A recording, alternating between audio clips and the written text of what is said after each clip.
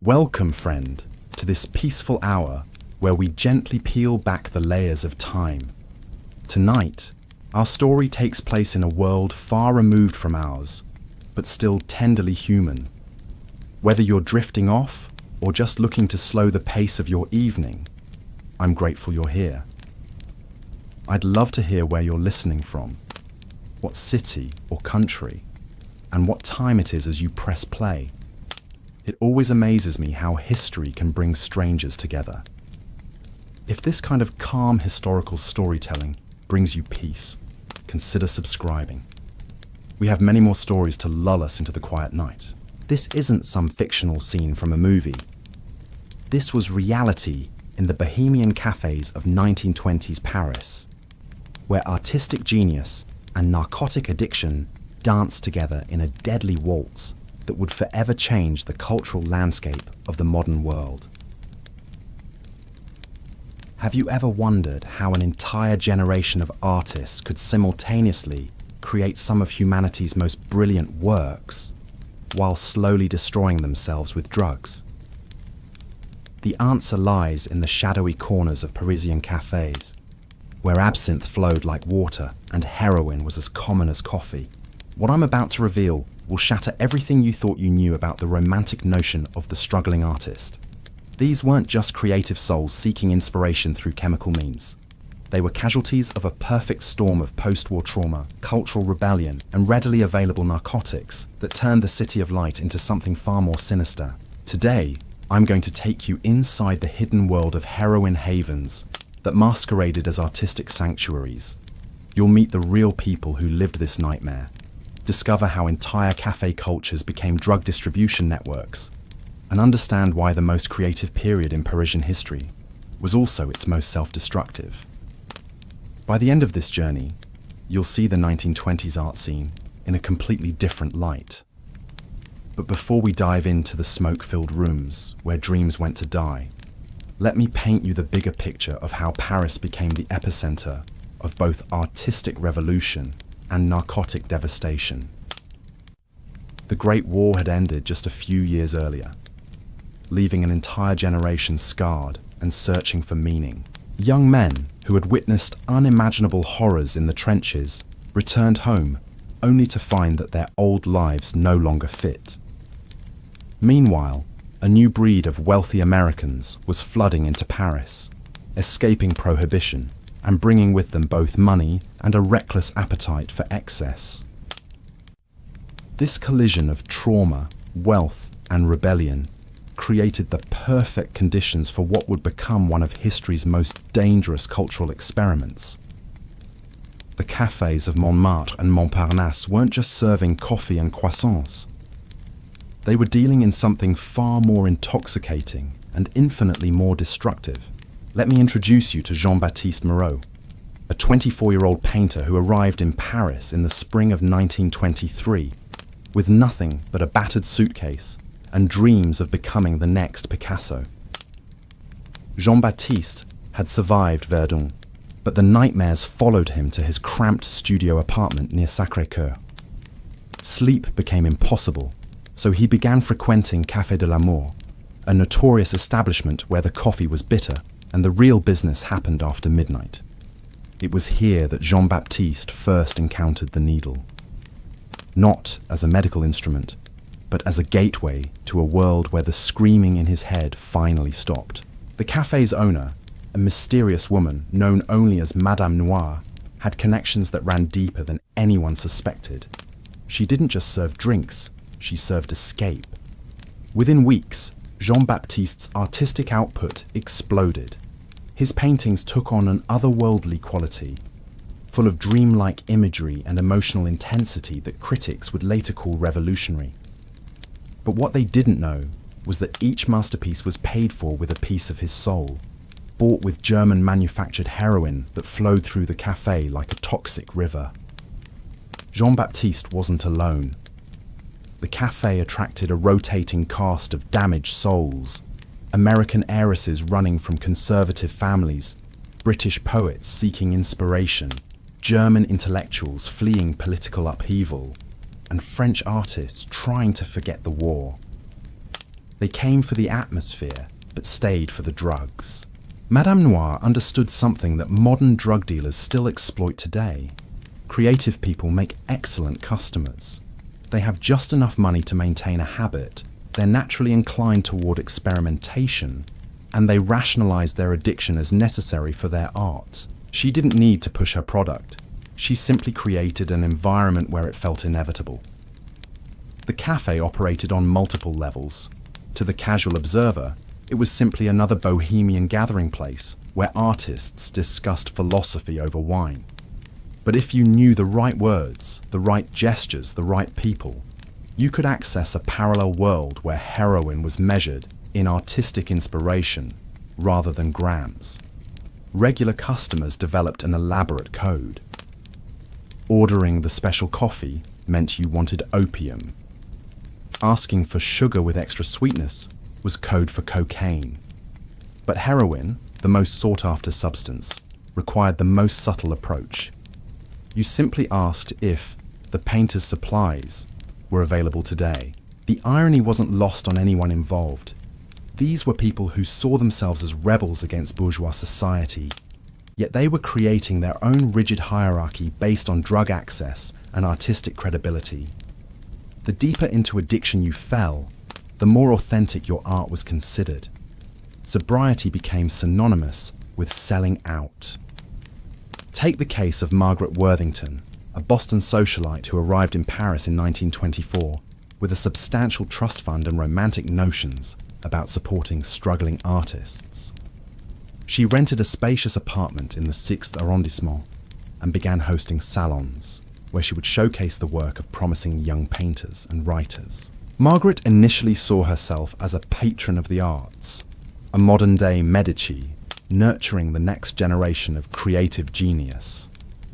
She attended gallery openings, purchased paintings from unknown artists, and prided herself on her sophisticated taste. But sophistication in 1920s Paris meant more than just appreciating cubism or understanding stream of consciousness literature. When Margaret first visited Café de l'Amour, she was introduced to a world where artistic appreciation took on physical dimensions. The paintings on the walls weren't just viewed, they were experienced through chemical enhancement that allegedly allowed deeper understanding of the artist's vision. The poetry readings weren't just listened to, they were felt through substances that supposedly opened the mind to new forms of consciousness. Margaret's transformation was gradual but devastating. She began by occasionally sampling opium during evening salons, telling herself it was research into the artistic process. Within months, she had graduated to heroin, convinced that only through personal experience with the drug could she truly understand the art it inspired. Her apartment became another node in the network of heroin distribution. Artists would arrive ostensibly to show their work, but actually to score drugs. Margaret would purchase their paintings not because she loved them, but because buying art was how transactions were disguised. A canvas that might be worth 50 francs would sell for 500, with the markup covering the cost of heroin. The genius of this system was its deniability. If questioned by authorities, everyone involved could claim they were simply participating in the legitimate art market. The drugs were incidental, they would argue, just part of the creative atmosphere that made such groundbreaking art possible. But the reality was far darker. Margaret's trust fund was being systematically drained to feed not just her own addiction, but the habits of an entire network of artists and dealers. Her health deteriorated rapidly, her judgment became compromised, and her apartment transformed from a salon into a shooting gallery disguised as a gallery space. The most tragic aspect was how the addiction affected the art itself. While initial drug use might have enhanced creativity for some artists, prolonged heroin addiction had the opposite effect. The very inspiration that drew artists to the drug eventually disappeared, leaving them creating art solely to fund their next fix. Jean-Baptiste's story illustrates this perfectly. His early heroin-influenced paintings were indeed revolutionary, full of emotional complexity and visual innovation that captured the attention of serious collectors. But as his addiction deepened, his work became increasingly formulaic. He found himself painting the same dreamlike imagery over and over, not because it expressed his artistic vision, but because those were the only paintings that sold to the drug-using collectors who frequented the cafés. The economic ecosystem was entirely circular and ultimately unsustainable. Artists used drugs to create art, sold art to buy drugs, and attracted buyers who were themselves using drugs to appreciate art. Money flowed in endless loops, but actual value was being destroyed at every step. The art became less innovative, the artists became less capable, and the buyers became less discerning. Meanwhile, Madame Noire and others like her were getting rich by facilitating this destruction. They positioned themselves as cultural facilitators, but they were actually running sophisticated drug operations that used artistic pretension as cover. The cafe provided the perfect front: irregular hours, eclectic clientele, and a culture that celebrated nonconformity made it nearly impossible for authorities to distinguish between legitimate artistic activity and criminal enterprise. The international nature of the clientele also provided protection. When wealthy Americans or British aristocrats were involved, local police were reluctant to investigate too aggressively. Diplomatic complaints could end careers, and there was always plausible deniability about what was really happening in these establishments. This created a sense of invulnerability among the participants that would prove tragically misplaced. They believed their artistic credentials and social connections made them untouchable, failing to recognize that addiction doesn't respect class boundaries or creative talent. By 1925, the network had expanded far beyond individual cafes. What started as scattered pockets of artistic experimentation had evolved into a sophisticated underground economy that stretched across the entire left bank. The heroin trade had found its perfect camouflage in the bohemian café culture, and the results were both magnificent and horrifying. Consider the evening routine at Le Chien qui Fume, a cafe that occupied 3 floors of a crumbling building near the Sorbonne. The ground floor maintained the appearance of respectability. Students debated philosophy over cheap wine, tourists sampled authentic French atmosphere, and local intellectuals held court at their regular tables. But as the night progressed and the casual customers departed, the real business began. The second floor, accessible only through a narrow staircase hidden behind a bookshelf, housed what regulars called the laboratory. Here, American expatriate chemist turned dealer Robert Bobby Chen had set up an operation that would make modern drug cartels envious. Bobby had arrived in Paris with legitimate credentials, a chemistry degree from Harvard, and plans to conduct research at the Sorbonne. Instead, he found himself cooking heroin in makeshift labs, using his scientific training to create increasingly pure and potent products. Bobby's customers weren't street addicts desperate for their next fix. They were discerning consumers who demanded quality and consistency. A batch that was too weak would send artists into withdrawal during crucial creative periods. Too strong and valuable customers might overdose before completing commissioned works. Bobby approached drug manufacturing with the same precision he had once applied to legitimate research, keeping detailed notes on potency levels, customer reactions, and optimal dosing schedules. The third floor of Le Chien qui Fume served as both gallery and shooting gallery. Paintings hung on walls that had seen countless injections, their colours seeming to shift and dance in the dim gaslight.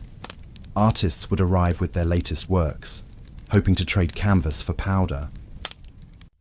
The quality of the art directly determined the quantity of drugs received, creating a perverse market where artistic merit was measured in milligrams of heroin. This system attracted some genuinely talented individuals who might have achieved greatness without chemical assistance. Élise Dubois, a sculptor from Lyon, possessed extraordinary natural ability that had earned her recognition at legitimate galleries across Europe. But the war had killed her fiancé and shattered her faith in traditional values. She came to Paris seeking not fame, but forgetfulness. Élise's sculptures, created under the influence of heroin, took on qualities that defied conventional artistic categories. Working with clay in a near-trance state, she would spend 18 hours straight-shaping figures that seemed to emerge from some collective unconscious. Her pieces captured emotions that viewers couldn't name but immediately recognized.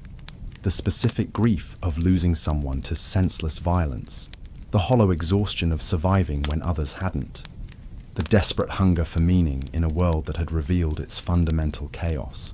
Gallery owners noticed Elise's work immediately. Her sculptures sold for unprecedented sums to collectors who claimed they could feel the artist's pain radiating from the clay itself. What these buyers didn't realize was that they were literally purchasing someone else's suffering, commodified and transformed into aesthetic experience through the medium of narcotic addiction. Elise's success created its own trap. Each sculpture required deeper states of heroin-induced dissociation to access the emotional rawness that made her work so compelling. She found herself increasing her doses not for pleasure, but for artistic necessity. The drug had become as essential to her creative process as clay or water. Without it, her hands would shake too violently to shape anything. With too much, her consciousness would slip away entirely, leaving her staring at shapeless lumps of clay with no memory of the previous hours.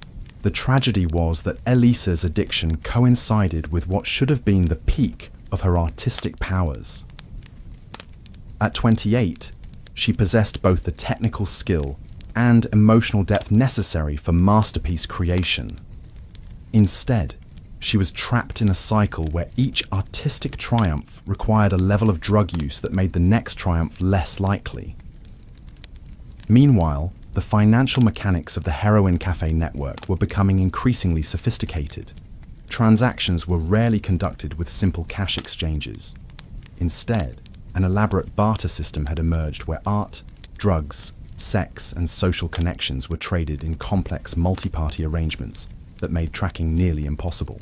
A typical transaction might involve an American heiress purchasing a painting for an inflated price, with the excess money used to buy heroin that would be shared with the artist and several intermediaries. The heiress would gain social credibility by supporting avant-garde art. The artist would fund both addiction and basic living expenses, and the dealers would profit while maintaining plausible deniability about their actual business. These arrangements were facilitated by figures like Henri Lacoste, a former banker who had discovered that his financial expertise was perfectly suited to managing drug distribution networks. Henri never touched heroin himself, viewing addiction as bad business practice, but he understood how to structure transactions that satisfied everyone's needs while minimizing legal exposure. Henri operated from Café des Rêves Perdus, where he held court every evening from 10 until dawn. Artists would approach his table with their latest works, hoping to secure advances against future drug purchases. Henri would evaluate not just the artistic merit of their pieces, but their potential for continued productivity. An artist showing signs of severe addiction might be cut off, not out of moral concern, but because investing in someone approaching complete physical collapse was financially unsound. This cold calculation extended to every aspect of Henri's operation. He maintained detailed records of customer reliability, tracking which artists could be trusted to deliver promised works and which were likely to disappear into heroin-induced oblivion. He monitored market trends in both legitimate art sales and street drug prices, adjusting his own pricing accordingly. Most importantly, he cultivated relationships with corrupt officials who could provide advance warning of police raids or regulatory changes. Henri's success attracted imitators throughout the Latin Quarter. By 1926, at least a dozen cafés were operating similar schemes, each with its own specialty and clientele. Café Noir focused on serving wealthy tourists seeking authentic bohemian experiences. Le Corbeau Blanc catered to established artists who could afford higher quality drugs. Chez Morphe specialized in opium for customers who preferred that drug's more languid effects. Competition between these establishments sometimes turned violent. When Café des Artistes Maudits began offering higher purity heroin at lower prices, threatening Henri's market share, a mysterious fire destroyed their kitchen and forced them to close for months.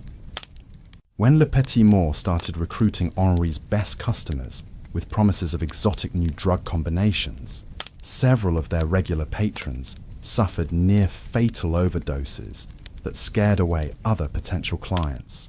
The violence was usually subtle, disguised as accidents or coincidences. But participants understood the message. The heroin cafe network had become too profitable and too well established to tolerate significant disruption. Anyone threatening the system would face consequences that extended far beyond simple business competition. This atmosphere of barely controlled chaos attracted a particular type of personality. People drawn to the heroin cafes weren't just seeking drugs or art. They were seeking danger itself. The possibility of overdose, arrest, financial ruin, or violent retaliation added an element of excitement that made the experience more compelling than simple drug use or artistic appreciation alone. American expatriate writer Jonathan Hayes embodied this attraction to risk. Hayes had inherited substantial wealth, but found conventional life unbearably boring. He came to Paris not to write the great American novel, but to live dangerously enough that he would have something worth writing about. The heroin cafes provided exactly the kind of authentic peril he craved. Hayes began frequenting Café de la Dernière Chance, where he quickly established himself as someone willing to take risks that frightened even seasoned addicts.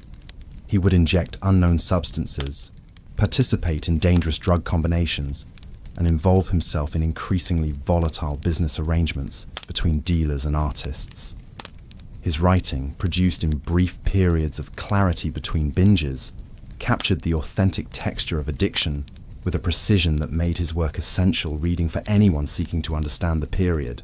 But Hayes's appetite for danger eventually exceeded even his considerable resources. He became involved in a scheme to smuggle heroin from Germany using hollow picture frames, a plan that required him to transport drugs across international borders while maintaining his cover as a legitimate art collector. The profits would have been enormous, but the risks included not just imprisonment, but execution if caught by authorities who were becoming increasingly aggressive about international drug trafficking. Hayes' story illustrates how the heroin cafe culture had evolved beyond simple addiction or artistic experimentation.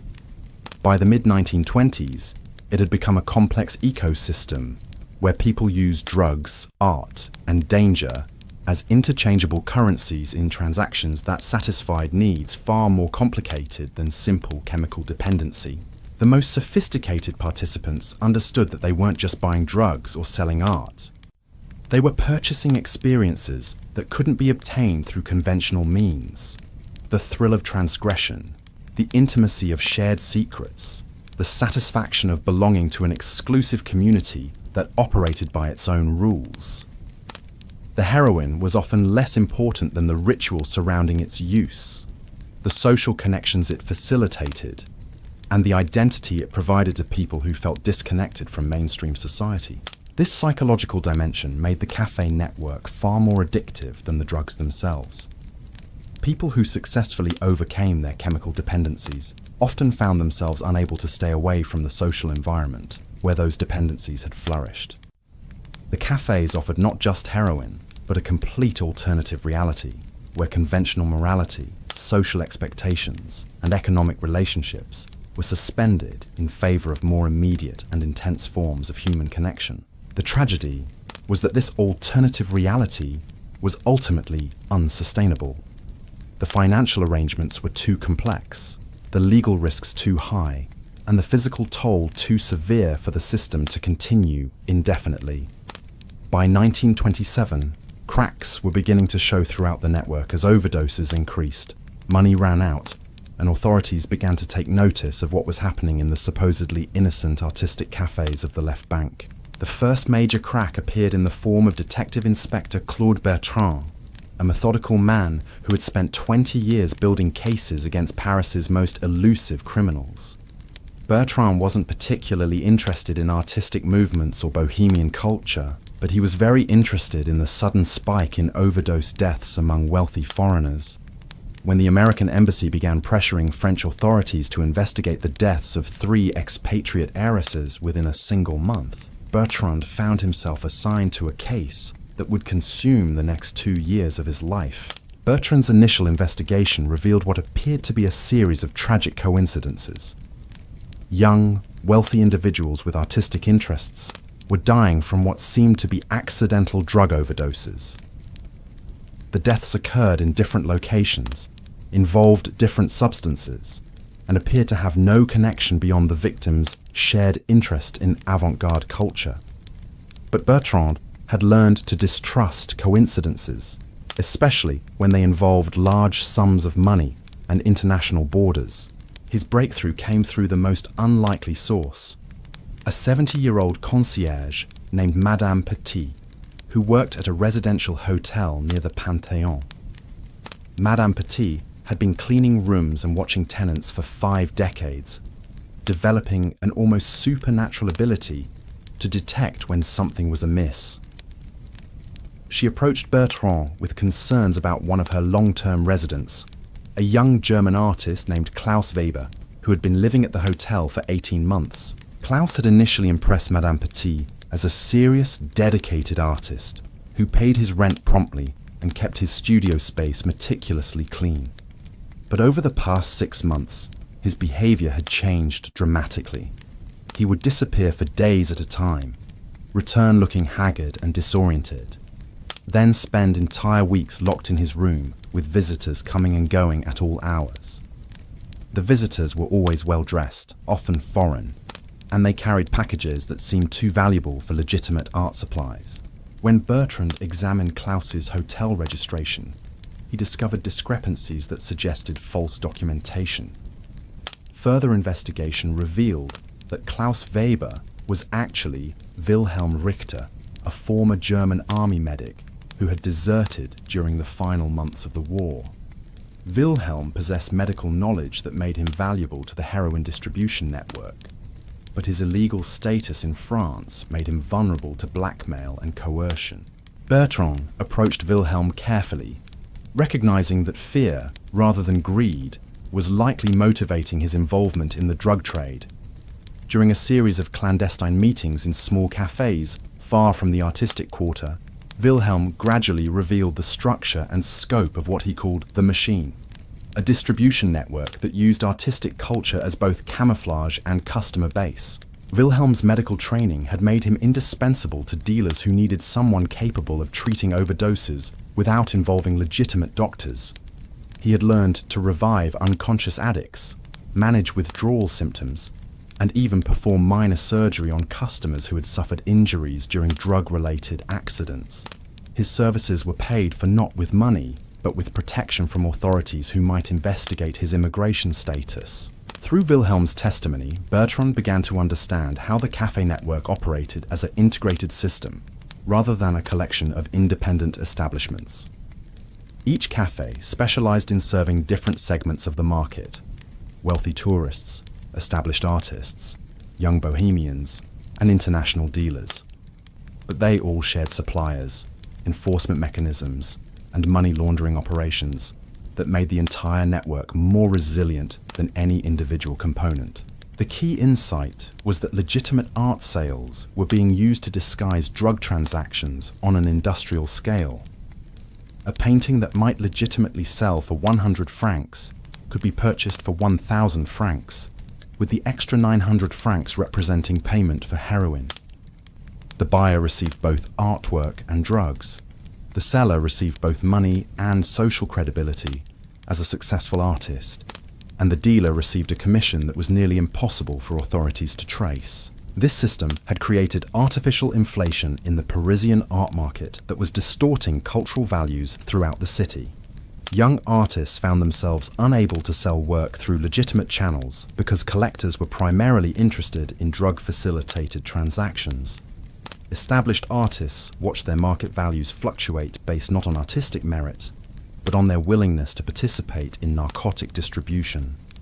Gallery owners faced pressure to either join the network or lose access to the most financially attractive customers. Bertrand's investigation revealed that the corruption extended far beyond artistic circles.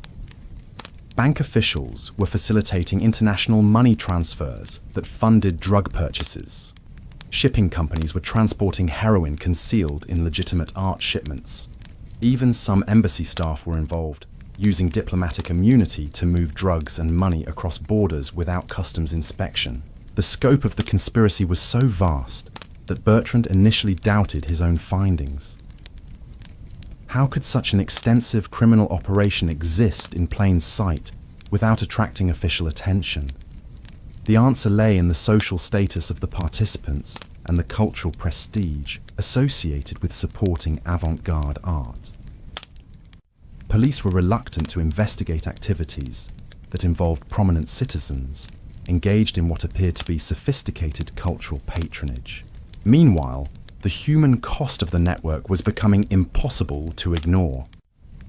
The overdose death that finally triggered serious official action involved Constance Fairfax, daughter of a British Member of Parliament and heir to a shipping fortune. Constance had arrived in Paris 6 months earlier with plans to study at the Sorbonne and support promising young artists. Her body was discovered in a studio apartment in Montparnasse, surrounded by paintings she had purchased for prices that investigation revealed were 10 times their legitimate market value. Constance's death was particularly tragic because she had been attempting to leave the heroin cafe scene when she overdosed. Letters found in her apartment revealed her growing awareness that she was being manipulated by dealers who viewed her wealth as a resource to be systematically extracted. She had begun refusing to purchase overpriced artwork and had cut off financial support to several artists whose primary talents seemed to be consuming expensive drugs. Her final letter, addressed to her father but never sent, described her realization that the bohemian culture she had admired from afar was actually a sophisticated trap designed to separate wealthy young people from their money. She wrote about artists who created mediocre work but commanded high prices because they could provide access to heroin, dealers who posed as cultural sophisticates while running criminal enterprises, and cafe owners who facilitated the destruction of everyone who entered their establishments. But Constance's attempt to extract herself from the network had made her dangerous to people whose livelihoods depended on maintaining the system's secrecy. Her overdose occurred just days before she was scheduled to return to London, where she planned to warn other wealthy families about the dangers their children faced in Parisian artistic circles. The timing suggested that her death might not have been accidental, though proving deliberate murder would require evidence that Bertrand was struggling to obtain. The investigation of Constance's death revealed the network's most sinister aspect: systematic targeting of vulnerable wealthy individuals who could be manipulated into funding the entire operation. Dealers had developed sophisticated profiles of ideal customers, focusing on people who possessed substantial financial resources but lacked emotional stability or strong family connections that might interfere with exploitation. Young people recovering from war trauma were particularly valuable targets. Their psychological wounds made them susceptible to addiction, while their social status provided protection from law enforcement. Dealers would identify promising prospects through network of informants in hospitals, universities, and social clubs, then orchestrate seemingly accidental encounters in artistic venues where initial drug experimentation could be presented as sophisticated cultural exploration. The process was gradual and carefully managed. A wealthy young person might spend months attending cafe events, purchasing reasonably priced artwork, and developing relationships with artists and intellectuals before being introduced to drugs. By the time chemical dependency developed, they were already emotionally invested in the community that supplied their addiction. Leaving meant abandoning not just drugs, but their entire social identity and support network. This psychological manipulation was more effective than simple coercion because it created willing participants who defended the system even as it destroyed them. Artists genuinely believed they were creating revolutionary work. Buyers convinced themselves they were supporting important cultural movements. And dealers maintained that they were facilitating artistic innovation rather than running criminal enterprises. the self-deception was reinforced by the undeniable fact that some genuinely important art was being created within the network. Several artists, whose work was later recognized as historically significant, had indeed produced their best pieces while using heroin obtained through cafe connections. This created enough legitimate artistic achievement to provide credible cover for the broader criminal enterprise. Vincent Moreau, Jean-Baptiste's younger brother, exemplified this tragic complexity. Vincent had followed Jean-Baptiste to Paris in 1925, hoping to pursue his own artistic ambitions, while helping his brother recover from what their family believed was simple, war-related drinking problem. Vincent discovered that Jean-Baptiste's issues extended far beyond alcohol, but he also witnessed his brother creating paintings of extraordinary emotional power and technical innovation. Vincent found himself torn between concern for Jean-Baptiste's health and admiration for his artistic output. The heroin was clearly destroying his brother's body and mind, but it was also unlocking creative capabilities that seemed impossible to achieve through conventional means. Jean-Baptiste's heroin-influenced paintings were selling to serious collectors and receiving attention from legitimate critics who had no knowledge of the drugs involved in their creation. This dilemma drove Vincent to begin his own experimentation with heroin, initially as research into his brother's creative process, but eventually as an end in itself. Vincent's artistic abilities were less developed than Jean-Baptiste's, but heroin provided access to emotional states and visual perceptions that enhanced his work beyond his natural capabilities. Within months, both brothers were trapped in a cycle where artistic identity and chemical dependency had become inseparable. Their story illustrates how the cafe network corrupted not just individuals, but entire families and social connections. People who arrived in Paris with intentions of helping addicted relatives often became addicts themselves, drawn into a community where drug use was normalized and even celebrated as evidence of artistic authenticity.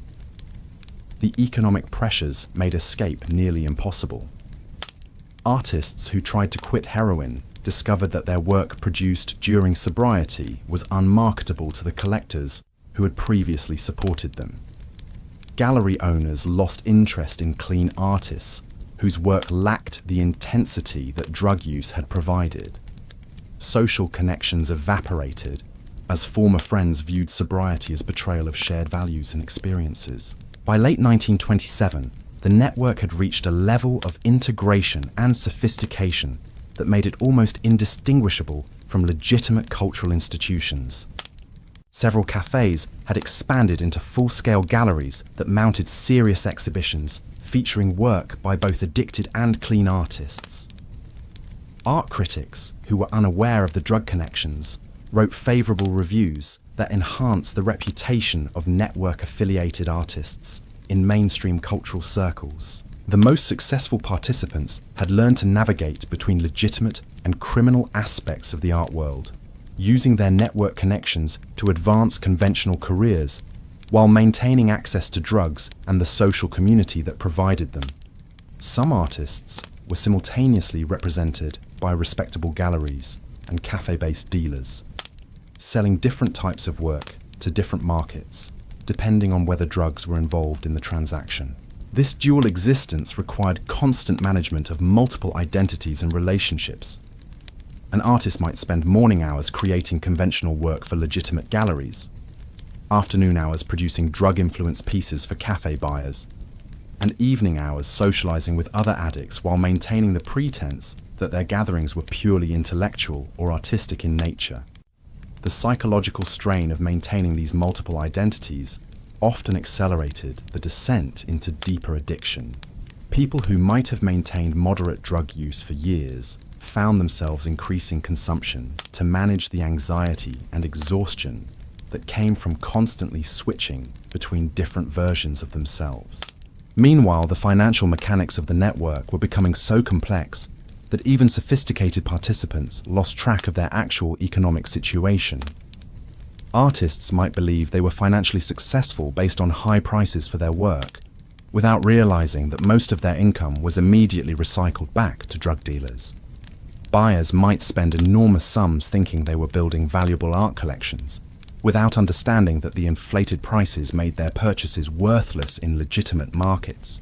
The cafe owners and dealers who controlled the system were the only participants with clear understanding of the actual money flows. They had structured transactions to maximize their own profits while creating illusions of prosperity for everyone else involved. Artists received enough money to maintain their addictions and basic living expenses, but not enough to achieve actual financial independence that might allow them to leave the network. Buyers received enough social status and access to exclusive experiences to justify their expenditures, but not enough genuine artistic value to make their purchases worthwhile investments. The system was designed to keep everyone dependent on continued participation, with no clear exit strategy for anyone except the dealers themselves. This economic trap was reinforced by social and psychological dependencies that made leaving the network feel impossible, even for people who recognized its destructive nature. The cafe community provided not just drugs and art, but friendship, intellectual stimulation, sexual opportunities, and social identity that participants couldn't easily replace through conventional means. For many people involved, the network had become their entire world. Their friends were other participants, their romantic relationships were formed within the community, their living situations were arranged through network connections, and their daily routines revolved around cafe schedules and drug availability. Leaving meant abandoning not just addiction, but every meaningful relationship and social connection they had developed in Paris. The isolation was particularly severe for foreign participants who had few connections outside the artistic community.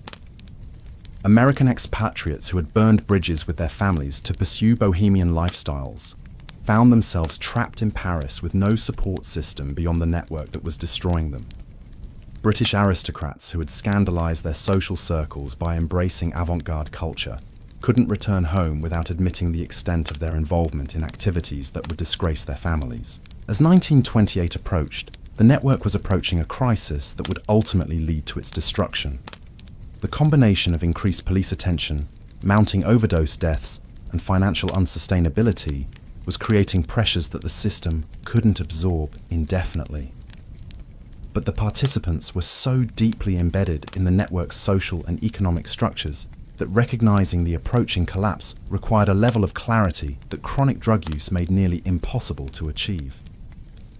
The stage was set for a dramatic confrontation between the forces trying to preserve the network and those working to destroy it, with the lives and artistic legacies of hundreds of people hanging in the balance.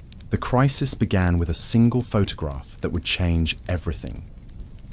In February 1928, a freelance journalist named Paul Durand stumbled into Café des Rêves Perdus at 3 a.m, seeking shelter from a violent rainstorm.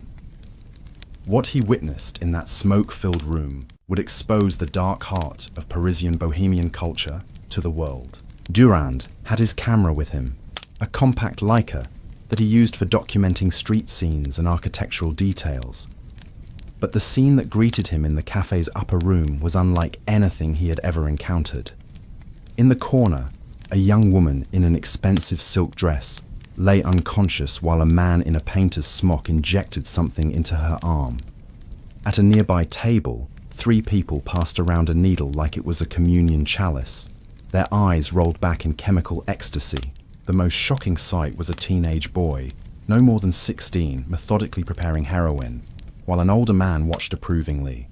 The boy's hands moved with the practiced precision of someone who had performed this ritual countless times before. His clothes were expensive, suggesting wealthy family connections, but his face bore the hollow expression of advanced addiction. Durand raised his camera almost instinctively, the flash illuminating the scene for a split second before chaos erupted. Shouts filled the room as people scrambled to hide evidence and escape through back exits. But it was too late. Durand had captured something that would bring down an empire built on artistic pretension and chemical dependency. The photograph showed more than just drug use. It revealed the systematic exploitation of vulnerable young people by adults who had weaponized artistic culture for criminal purposes. The boy in the image was later identified as Philippe Rothschild, heir to a banking fortune and son of one of France's most prominent families. His presence in the café raised questions that would reverberate through the highest levels of French society. Philippe's story embodied everything tragic about the network's evolution. He had arrived in Paris the previous autumn, ostensibly to study literature at the Sorbonne, but actually to escape a family scandal involving financial irregularities at his father's bank. The 16-year-old possessed both enormous wealth and profound emotional vulnerability, making him an ideal target for the café operators who specialized in identifying and exploiting such individuals. His recruitment had followed the established pattern. Initial contact came through seemingly innocent cultural events, where he met charming artists and intellectuals who appeared genuinely interested in his thoughts about literature and philosophy. These new friends gradually introduced him to increasingly exclusive gatherings, where drug use was presented as sophisticated exploration of consciousness rather than simple addiction. Philippe's youth made him particularly susceptible to peer pressure and adult manipulation. The older artists and writers who surrounded him possessed knowledge and experience that he desperately wanted to acquire. When they suggested that true artistic understanding required direct experience with mind-altering substances, he accepted their guidance without question. His financial resources made him valuable beyond his potential as a simple customer. Philippe had access to banking connections that could facilitate international money transfers, family properties that could serve as storage locations, and social connections that provided entry to circles previously inaccessible to the network. Within months, he had become not just an addict, but an active participant in the criminal enterprise that fed his addiction. The photograph's publication in Le Figaro created a sensation that extended far beyond artistic circles. Philippe's family immediately hired private investigators to determine how their son had become involved in such activities. Other wealthy families began questioning their own children's involvement in Parisian bohemian culture. Embassy officials demanded explanations for the apparent targeting of their citizens by French criminals. Most damaging was the revelation that the network had been systematically exploiting minors. Philippe was not the only underage participant. Investigation revealed at least a dozen other teenagers from prominent families who had been drawn into cafe-based drug operations. The exploitation of children transformed what had been viewed as adult vice into something far more serious in the eyes of both law enforcement and public opinion. Detective Inspector Bertrand found himself at the center of an international incident as foreign governments demanded action against what they characterized as organized predation on their citizens' children. The pressure forced French authorities to abandon their previous reluctance to investigate activities involving prominent cultural figures. Resources that had been denied to Bertrand's investigation were suddenly made available, along with diplomatic support for actions that might offend influential people. The investigation's scope expanded dramatically as Bertrand gained access to banking records, shipping manifests, and diplomatic correspondence that revealed the true extent of the network's operations. What had appeared to be a collection of bohemian cafes was actually a sophisticated international criminal organization that used artistic culture as camouflage for drug trafficking, money laundering, and systematic fraud. The financial analysis was particularly revealing. Over the previous 3 years, approximately 2 million francs had flowed through network-affiliated accounts, representing far more money than could be explained by legitimate art sales. Much of this money had come from wealthy young people like Philippe, whose trust funds and family allowances had been systematically drained to support operations that extended far beyond Paris. Shipping records revealed regular deliveries of art supplies from Germany, Austria, and Switzerland that actually contained pharmaceutical-grade heroin and cocaine. These shipments were coordinated with the arrival of wealthy tourists and expatriates whose spending patterns had been carefully monitored by network operatives embedded in hotels, banks, and social clubs throughout the city. The most shocking discovery was the extent to which legitimate cultural institutions had been compromised by network activities. Several respected galleries were discovered to have been facilitating drug transactions through art sales. Museum curators had been accepting bribes to provide authentication for works whose values were artificially inflated to disguise drug payments. Even some art critics had been paid to write favorable reviews of network-affiliated artists, creating false reputations that supported the entire criminal enterprise. The corruption extended to law enforcement itself. Bertrand's investigation revealed that several police officials had been receiving payments to ignore network activities or provide advance warning of planned raids. This explained how the cafés had operated openly for years without significant interference from authorities who were supposedly monitoring criminal activity in their jurisdictions. The revelation of police corruption created a crisis within the prefecture that threatened to destabilize law enforcement throughout Paris. Officials who had been compromised faced not only criminal charges, but complete destruction of their careers and reputations. Some chose suicide rather than face the consequences of their involvement in activities that had facilitated the exploitation of children and the corruption of cultural institutions. Meanwhile, network participants were beginning to realize that their world was collapsing around them. The publication of Durand's photograph had made continued operations impossible, but many people involved were too addicted to drugs or too financially dependent on the system to simply walk away. Desperate attempts to maintain operations only accelerated the network's destruction, as increased activity attracted even more official attention. Henri Lacoste, the former banker who had managed financial operations from Café des Rêves Perdus, recognized the situation's hopelessness earlier than most participants. In March 1928, he liquidated his assets and disappeared from Paris, leaving behind only a cryptic note suggesting that he had returned to legitimate banking in a location where artistic appreciation does not require pharmaceutical enhancement. Henri's departure triggered panic among other network operators, who realized that someone with detailed knowledge of their financial arrangements was now beyond their control. Several other key figures attempted similar escapes, but most lacked Henri's financial sophistication and international connections. Their flight attempts only provided authorities with additional evidence of criminal activity, while leaving behind operations that quickly devolved into chaos. Without experienced management, the remaining cafés began operating with increasing desperation and decreasing concern for the safety of their customers. Drug quality became inconsistent as suppliers lost confidence in the network's ability to pay its debts. Violence erupted as different factions fought for control of the most profitable operations. Most dangerously, the systematic exploitation of wealthy young people became more aggressive and less subtle, as operators tried to extract maximum value from relationships before the entire system collapsed. This final phase produced some of the network's most tragic casualties.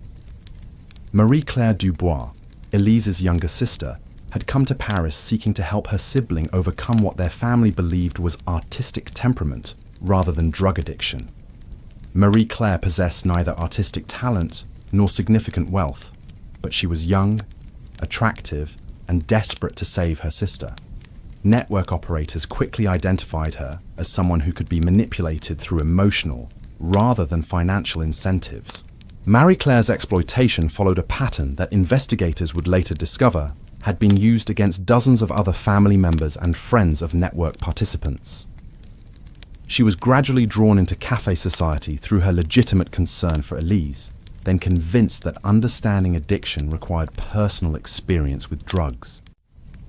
Her initial resistance was overcome through carefully orchestrated peer pressure and emotional manipulation that presented drug use as evidence of love and loyalty to her sister.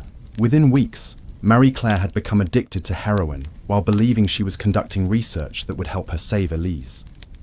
The two sisters spent their final months together in a shared delusion that their drug use was somehow therapeutic, each believing she was helping the other while both spiraled toward destruction.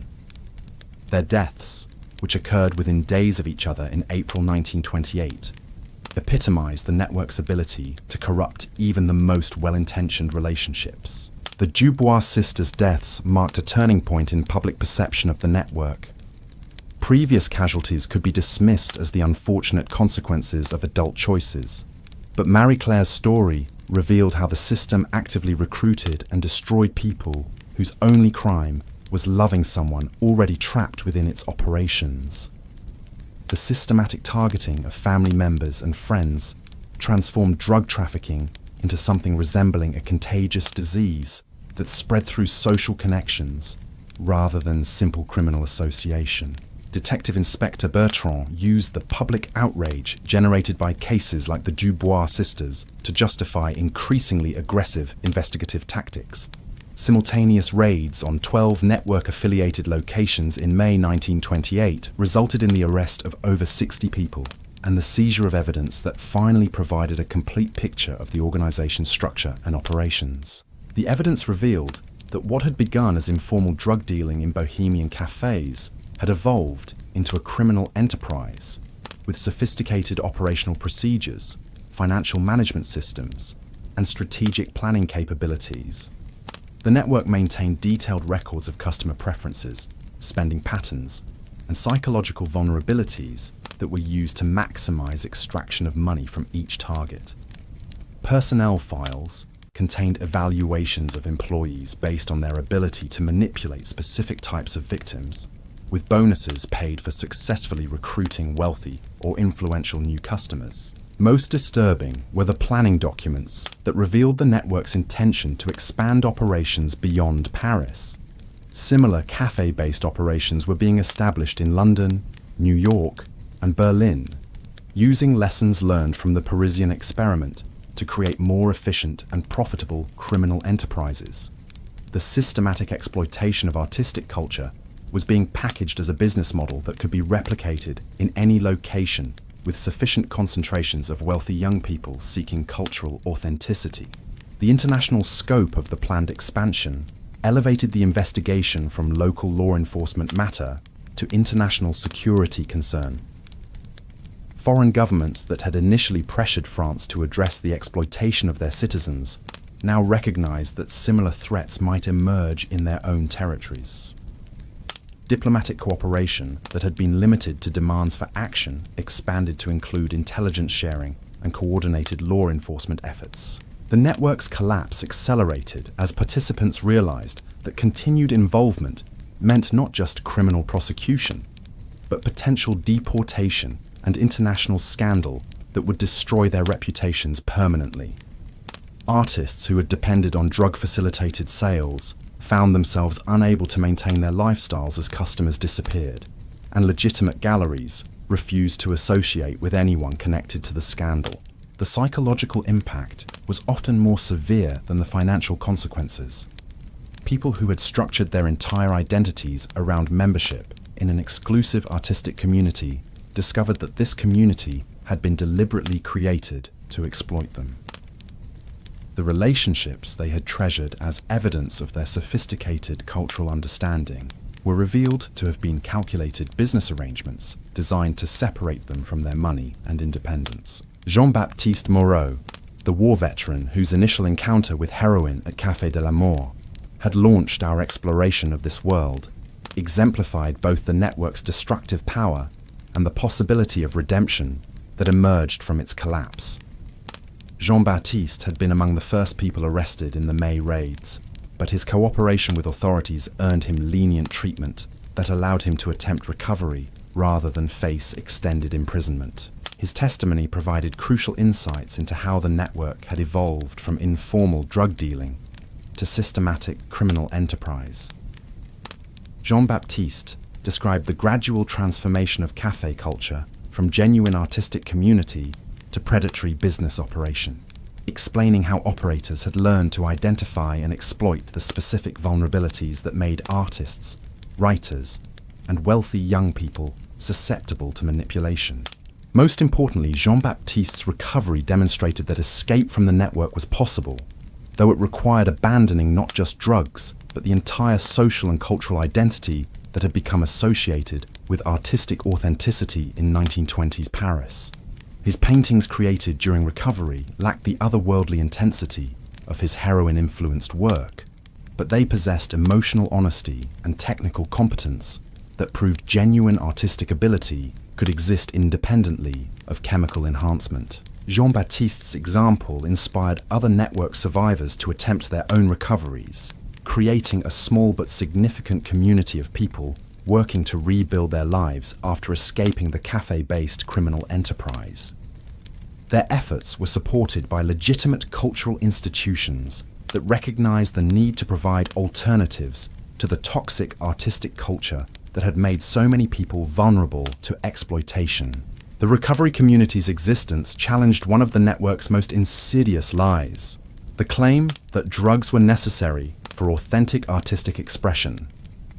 Artists who had created their best work while using heroin discovered that sobriety allowed them to develop their talents more consistently and sustainably, even if the results were less immediately spectacular than their drug-influenced pieces. However, the network's collapse also created genuine hardships for people who had become economically dependent on its operations. Artists whose work had been artificially supported by drug-related transactions found themselves unable to earn legitimate livings through conventional gallery sales. The inflated prices that had seemed like evidence of success were revealed to have been unsustainable distortions that left participants unprepared for normal economic realities. Some former network participants never recovered from the financial and social devastation caused by the organization's collapse. Without the artificial support system that had maintained their lifestyles, they faced poverty, social isolation, and health problems that made rebuilding their lives extremely difficult. The network's destruction was necessary to prevent continued exploitation, but it also eliminated the only source of income and community that many people possessed. The human cost of both the network's operation and its collapse raised difficult questions about how society should address the complex relationships between artistic culture, mental health, economic vulnerability, and criminal exploitation. The cafe-based system had succeeded because it provided genuine benefits, social connection, cultural identity, and economic opportunity, alongside its destructive elements. Simply eliminating the criminal aspects left many people without the support systems they needed to function in conventional society. These questions became more urgent as investigators discovered that network operations had extended far beyond drug trafficking and financial fraud. The systematic collection of information about wealthy families, government officials, and cultural institutions had created intelligence assets that could be used for blackmail, political manipulation, and industrial espionage. The network's collapse had prevented these capabilities from being fully developed, but their existence suggested that cafe-based criminal organizations could pose threats to national security, as well as individual welfare.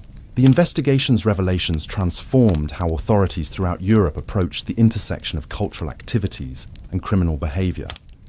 Police departments established specialized units trained to recognize how legitimate artistic and intellectual communities could be infiltrated and exploited by criminal organizations. Educational institutions developed programs designed to help young people recognize and resist manipulation techniques that targeted their desires for cultural sophistication and social acceptance. Most significantly, the scandal forced a broader examination of how economic inequality and social displacement had created conditions that made large numbers of people vulnerable to exploitation. The network had succeeded not just because its operators were skillful manipulators, but because post-war society had failed to provide adequate support for people struggling with trauma, financial insecurity, and social alienation. The wealthy young people who had been targeted by network operators were not simply victims of criminal predation. They were casualties of a broader cultural crisis that had left an entire generation searching for meaning and identity in the aftermath of unprecedented social upheaval. The criminal network had provided artificial solutions to real problems, which explained both its initial appeal and the difficulty many people experienced in extracting themselves from its influence. Understanding this broader context was essential for preventing similar exploitation in the future. Simply prosecuting the criminals involved would not address the underlying conditions that had made their operations possible. society needed to develop legitimate alternatives to the community, identity, and economic opportunity that criminal networks provided to their participants. The cafe network's legacy extended far beyond the specific people and institutions it had corrupted. Its operations had demonstrated how criminal organizations could exploit cultural prestige and social status to legitimize activities that would be immediately recognized as dangerous if presented in more obvious criminal contexts. This insight would prove valuable as authorities encountered similar schemes in other cities and cultural movements throughout the 20th century. The network had also revealed how international criminal organizations could use cultural exchange and artistic collaboration to facilitate activities that cross national borders and jurisdictional boundaries. The techniques developed by cafe operators for moving money, people, and contraband through legitimate cultural channels would be adopted by other criminal enterprises seeking to exploit globalized cultural and economic systems. Perhaps most importantly, the scandal had exposed the vulnerability of cultural institutions to criminal infiltration and the difficulty of distinguishing between legitimate artistic innovation and criminal manipulation when both operated within the same social and economic environments. This recognition would influence how cultural institutions, law enforcement agencies, and educational organizations approach the complex relationships between creativity, commerce, and crime throughout the modern era. As 1928 drew to a close, the immediate crisis created by the network's operations was largely resolved. The major operators had been arrested, prosecuted, or fled to other countries. The cafes that had served as operational centers had been closed or transformed into conventional establishments. The artificial art market that had sustained the entire enterprise had collapsed, forcing participants to seek legitimate alternatives or abandon their cultural aspirations entirely. But the deeper questions raised by the network's existence remained unanswered. How could society prevent the emergence of similar criminal enterprises, while preserving the cultural dynamism and social freedom that made artistic innovation possible? How could legitimate institutions provide the community, identity, and economic opportunity that made criminal alternatives attractive to vulnerable individuals? And how could law enforcement agencies develop the expertise necessary to recognize and address sophisticated criminal operations that used cultural prestige rather than traditional violence or intimidation to control their victims and territories? These questions would continue to challenge policymakers, cultural leaders, and law enforcement professionals as they worked to understand and address the complex legacy of the heroin havens that had masqueraded as Parisian cafes during the 1920s. The network's collapse had ended one chapter in the history of organized crime and cultural exploitation, but it had also revealed patterns and vulnerabilities that would continue to influence how criminal organizations and legitimate institutions interacted throughout the remainder of the 20th century and beyond. The survivors of the network faced their own complex challenges as they attempted to rebuild their lives in the aftermath of an experience that had fundamentally altered their understanding of art, society, and human nature. Some would successfully create new identities and careers that incorporated lessons learned from their involvement in criminal activities. Others would struggle for decades with the psychological, financial, and social consequences of their participation in a system that had promised artistic authenticity while delivering systematic exploitation.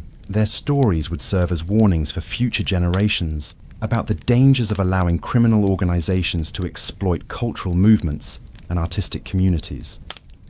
But they would also demonstrate the resilience of human creativity and the possibility of redemption even after the most profound betrayal of trust and corruption of ideals. The network's tentacles had spread far beyond what even Detective Inspector Bertrand had initially comprehended. As winter descended upon Paris in late 1928, a new revelation emerged that would shake the foundations of European high society. The cafe operators hadn't simply been targeting random wealthy individuals. They had been systematically infiltrating the most powerful families across the continent through a web of connections that stretched from banking houses to royal courts. The discovery came through an unlikely source: a leather-bound journal discovered in the ruins of Café Morpheus after a suspicious fire had gutted the establishment in November. The journal, written in a coded script that took cryptographers 3 weeks to decipher, contained detailed profiles of over 200 individuals from Europe's most prominent families. Each entry included not just financial information, but intimate psychological assessments that revealed how cafe operators had studied their targets with scientific precision. Lady Catherine Pembroke's entry was typical of the journal's chilling thoroughness. The 22-year-old daughter of a British textile magnate had arrived in Paris in the spring of 1927, fleeing an arranged marriage to a man 3 decades her senior. The journal noted her profound need for paternal approval coupled with rebellious rejection of traditional authority figures, identifying this contradiction as the key to her eventual recruitment. Catherine's manipulation had been orchestrated over months through carefully planned encounters that appeared entirely coincidental. Her first contact with the network came through a charming Belgian count who struck up a conversation at a legitimate gallery opening, praising her sophisticated taste in avant-garde sculpture. The Count, whose noble title was entirely fabricated, had been specifically chosen because his apparent aristocratic background would appeal to Catherine's class consciousness, while his continental mannerisms suggested the kind of sophisticated rebellion she craved. Their subsequent relationship followed a pattern that the journal revealed had been used successfully dozens of times. The Count introduced Catherine to increasingly exclusive cultural events where drug use was gradually normalized through association with artistic sophistication. Her initial resistance was overcome not through direct pressure, but through carefully orchestrated social situations where refusing to participate would have meant social isolation from the only community in Paris that seemed to understand her desire for authentic cultural experience. The journal's clinical documentation of Catherine's psychological manipulation read like a scientific paper on human vulnerability. Network operators had identified her specific insecurities about intellectual credibility, her desperate need for acceptance by people she perceived as culturally superior, and her underlying anger at family members who had tried to control her romantic choices. Each weakness had been systematically exploited through techniques that made Catherine feel she was making independent choices while actually following a script written by her manipulators. Catherine's financial exploitation had been equally methodical. The journal tracked her spending patterns, documenting how operators had gradually increased prices for both drugs and artwork as her addiction deepened. Initial purchases of 50 francs had escalated to transactions of several thousand francs as Catherine's tolerance increased and her judgment deteriorated. By the time of her arrest in the May raids, she had spent nearly her entire inheritance on purchases that investigation revealed were worthless outside the artificial market created by the criminal network. But Catherine's case was remarkable not for its exploitation techniques, which were repeated throughout the journal with mechanical consistency, but for what happened after her arrest. Unlike many network participants who collapsed psychologically when confronted with evidence of their manipulation, Catherine channeled her rage at being deceived into cooperation with authorities that proved devastatingly effective. Catherine possessed intimate knowledge of network operations from the customer perspective, but she also had something equally valuable: detailed understanding of how the organization had infiltrated legitimate high society. Her social connections and aristocratic background had given her access to information that working-class addicts and struggling artists never possessed. She knew which embassy officials had been compromised, which banking executives had facilitated money laundering, and which cultural institutions had been corrupted by network influence. Her testimony revealed that the cafe-based operations were only the visible portion of a criminal enterprise that extended into the highest levels of European society. Network operators had used their control over addicted aristocrats and wealthy expatriates to gain access to information and influence that could be monetized far beyond simple drug trafficking. Blackmail schemes targeted government officials, industrial espionage operations gathered intelligence for foreign competitors, and financial manipulation schemes moved money through international markets in ways that benefited criminal organizations throughout Europe. The scope of these secondary operations transformed the investigation from a local drug enforcement matter into an international security crisis. French authorities discovered that network operators had been selling information about military contracts, diplomatic negotiations, and industrial innovations to buyers whose identities remained hidden behind layers of intermediaries and coded communications. The cafe addicts had unknowingly served as intelligence assets, whose social connections and family relationships provided access to secrets that could influence everything from stock prices to international treaties. Catherine's revelations about the network's intelligence operations led to one of the most shocking discoveries of the entire investigation. Prince Alessandro di Montecroce, heir to one of Italy's oldest noble families and a frequent visitor to Parisian café society, had been systematically feeding information about Italian military preparations to network operators who were selling it to German intelligence services still operating despite the war's official conclusion. Alessandro's recruitment had followed the same pattern documented throughout the journal.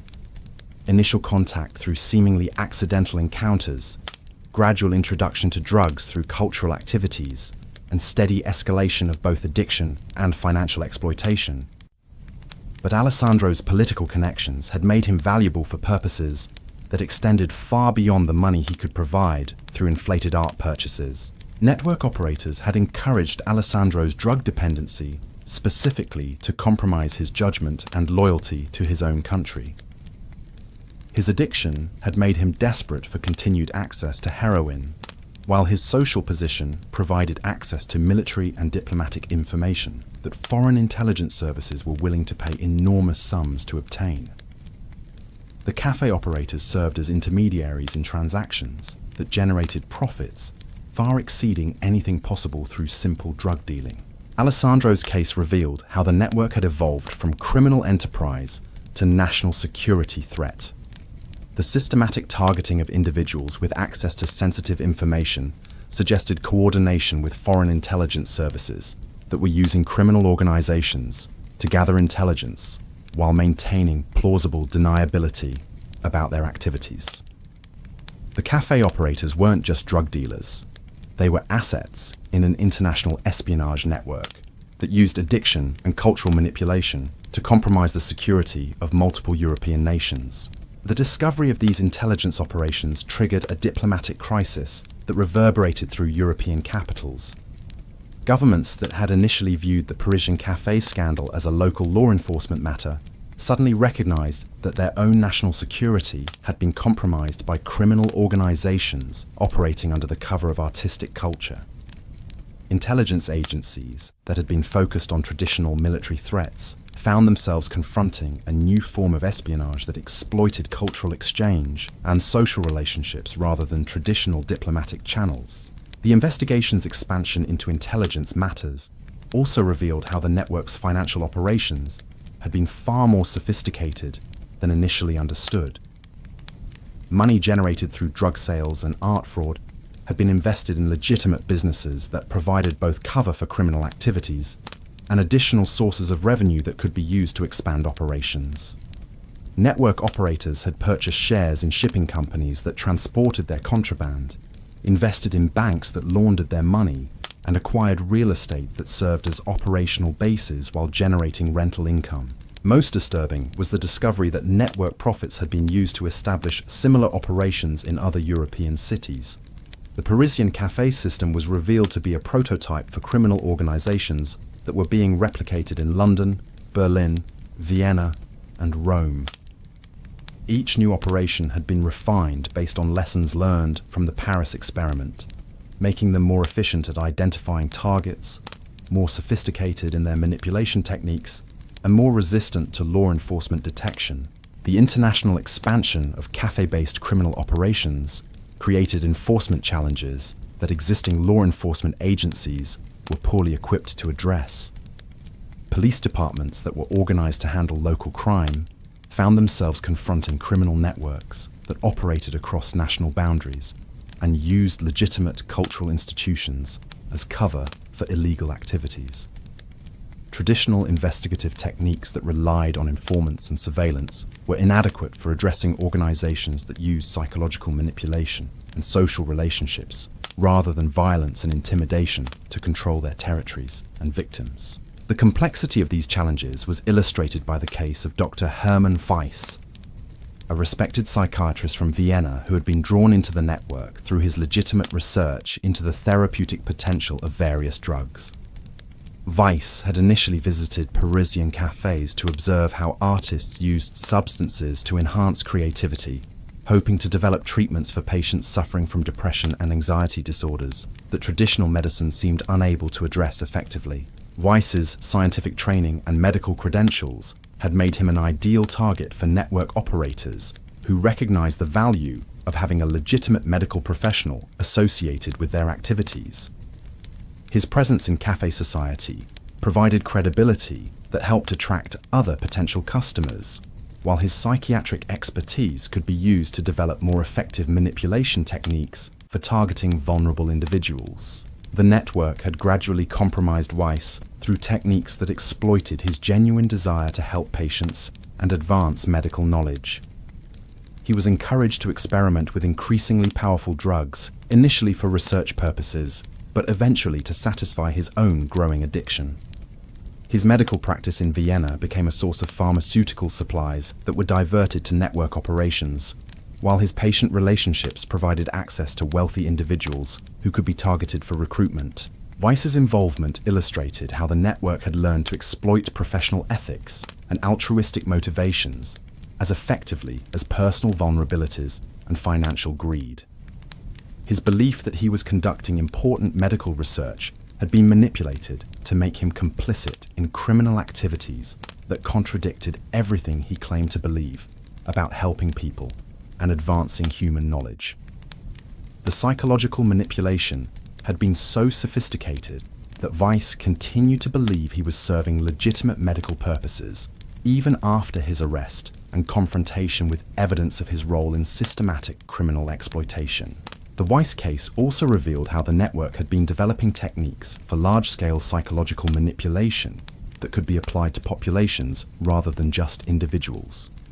His psychiatric expertise had been used to create recruitment protocols that could identify vulnerable people through observable behavioral patterns, manipulation scripts that could be used by relatively untrained operatives to achieve consistent results, and control mechanisms that could maintain loyalty and compliance even when participants began to recognize the criminal nature of their activities. These population-level manipulation techniques represented an evolution in criminal methodology that law enforcement agencies were completely unprepared to address. Traditional crime fighting focused on punishing individual criminals after they had committed specific illegal acts. But the network had developed capabilities for systematically creating criminals by manipulating people into committing acts they wouldn't normally consider while believing they were pursuing legitimate goals. The implications extended far beyond law enforcement into fundamental questions about free will, moral responsibility, and social control. If criminal organizations could use psychological manipulation to make ordinary people complicit in activities they would normally reject, how could society distinguish between victims and perpetrators? How could legal systems designed to punish individual choices address crimes that resulted from systematic manipulation of human psychology?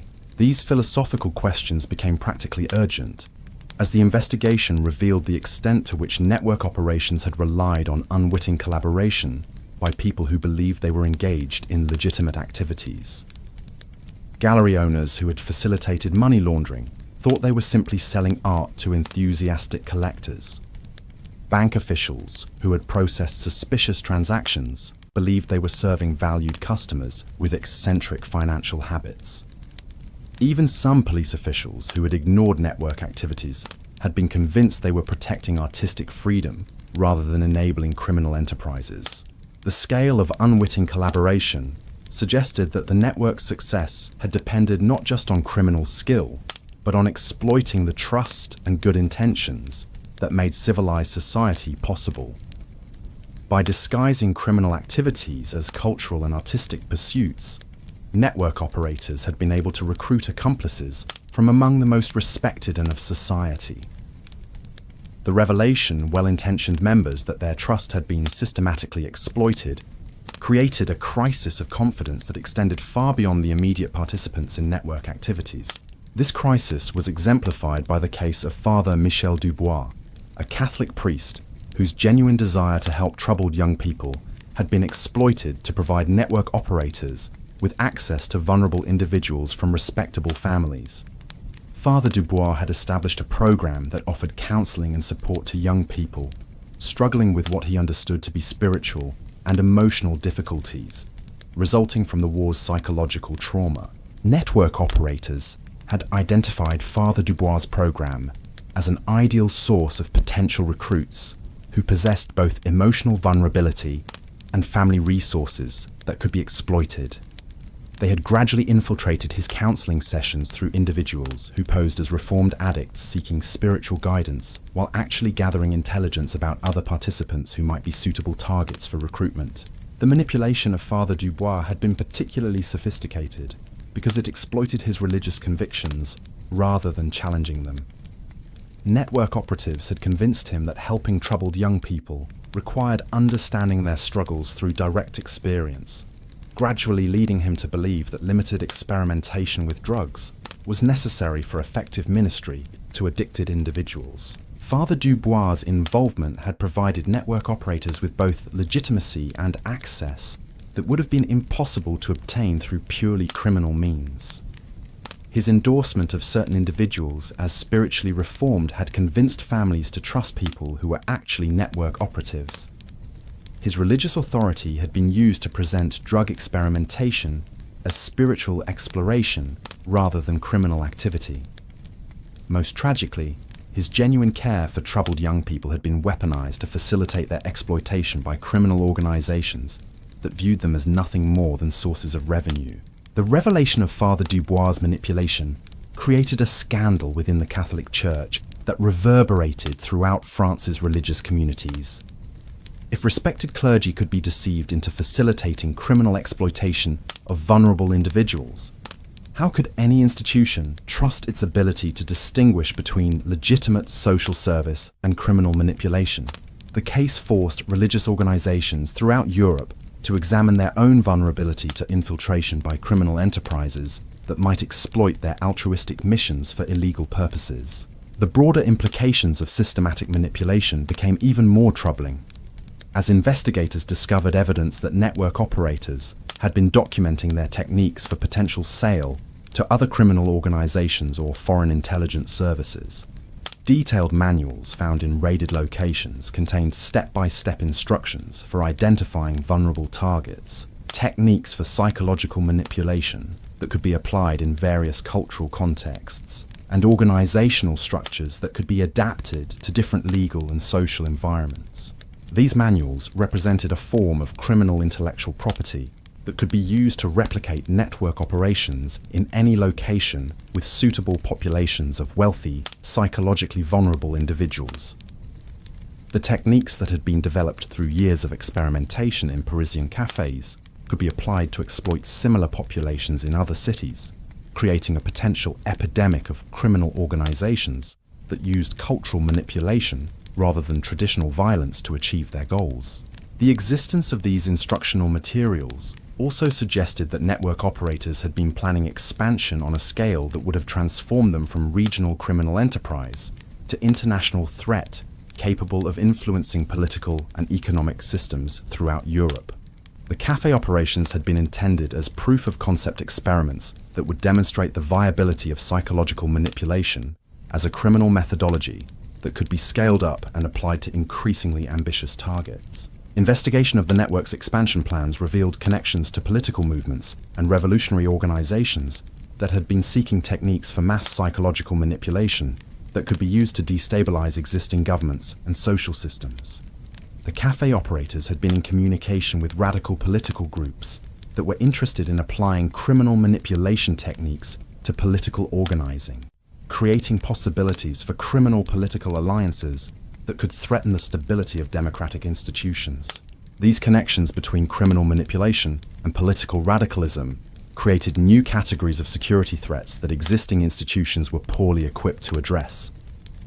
Law enforcement agencies trained to handle traditional crime lacked expertise in political intelligence, while intelligence services focused on foreign threats had limited understanding of domestic criminal organizations. The intersection of crime and politics created jurisdictional ambiguities that criminal organizations could exploit to avoid effective law enforcement response. The complexity of these intersections was illustrated by the case of Dmitry Volkov, a Russian émigré who had fled the Bolshevik Revolution and arrived in Paris with minimal resources but extensive connections to other displaced aristocrats and political refugees. Volkov had been recruited by network operators not for his personal wealth, which was limited, but for his access to a community of politically displaced individuals who possessed both valuable intelligence and desperate need for the kind of community and purpose that criminal organizations could provide. Volkov's recruitment had followed techniques documented in the network's instructional materials, but adapted to exploit political rather than purely personal vulnerabilities. His anger at the communist revolution that had destroyed his family's position was channeled into activities that he believed were contributing to counter-revolutionary efforts, while his addiction to drugs provided through network connections ensured his continued compliance with increasingly compromising demands. Through Volkov, network operators had gained access to information about émigré political activities, foreign intelligence operations targeting Soviet interests, and financial networks that supported anti-communist organizations throughout Europe. This intelligence was valuable to multiple buyers, including Soviet agents who were willing to pay substantial sums for information about émigré activities, and Western intelligence services that wanted to monitor both Soviet operations and émigré organizations that might be infiltrated by communist agents. Volkov's case demonstrated how network operators had learned to exploit political conflicts and international tensions to generate revenue streams that extended far beyond simple drug trafficking. By positioning themselves as intermediaries between competing intelligence services and political organizations, they had created business opportunities that could generate enormous profits, while providing cover for their criminal activities through association with seemingly legitimate political causes. The intersection of criminal manipulation and political intelligence also created opportunities for foreign governments to influence domestic affairs in other countries through support for criminal organizations that could destabilize social institutions and corrupt cultural movements. The café network's operations had demonstrated that criminal organizations could effectively undermine social trust and institutional authority while generating profits and intelligence that could be valuable to foreign powers seeking to weaken their rivals. These possibilities for criminal political collaboration represented a new form of asymmetric warfare that could be conducted without traditional military means, while achieving strategic objectives that would be difficult to accomplish through conventional diplomacy or military action. By supporting criminal organizations that specialized in psychological manipulation and social corruption, foreign governments could potentially destabilize rival nations from within while maintaining plausible deniability about their involvement in hostile activities. The recognition of these possibilities transformed the café network investigation from criminal law enforcement matter to national security priority that required coordination between multiple government agencies and international partners. The techniques that had been developed for exploiting individual vulnerabilities were recognized as potentially applicable to societal vulnerabilities that could threaten the stability of democratic institutions and social systems. As 1929 began, the investigation had evolved far beyond its original focus on drug trafficking and art fraud to encompass questions about psychological warfare, political subversion, and the vulnerability of open societies to systematic manipulation by hostile actors. The heroin havens that had masqueraded as bohemian cafés had revealed weaknesses in modern civilization that would continue to challenge policymakers and security professionals throughout the 20th century and beyond. The network's participants found themselves caught in the middle of conflicts they had never understood. Their personal struggles with addiction and exploitation, transformed into elements of larger political and security battles that would determine the future of European civilization. Their stories of manipulation and betrayal had become cautionary tales about the vulnerability of individual freedom in an age when psychological manipulation had become a weapon that could be wielded by criminal organizations and hostile governments with equal effectiveness. The café culture that had once promised artistic authenticity and cultural sophistication had been revealed as a sophisticated trap designed to exploit the very human desires for meaning, community, and creative expression that made civilization worth preserving.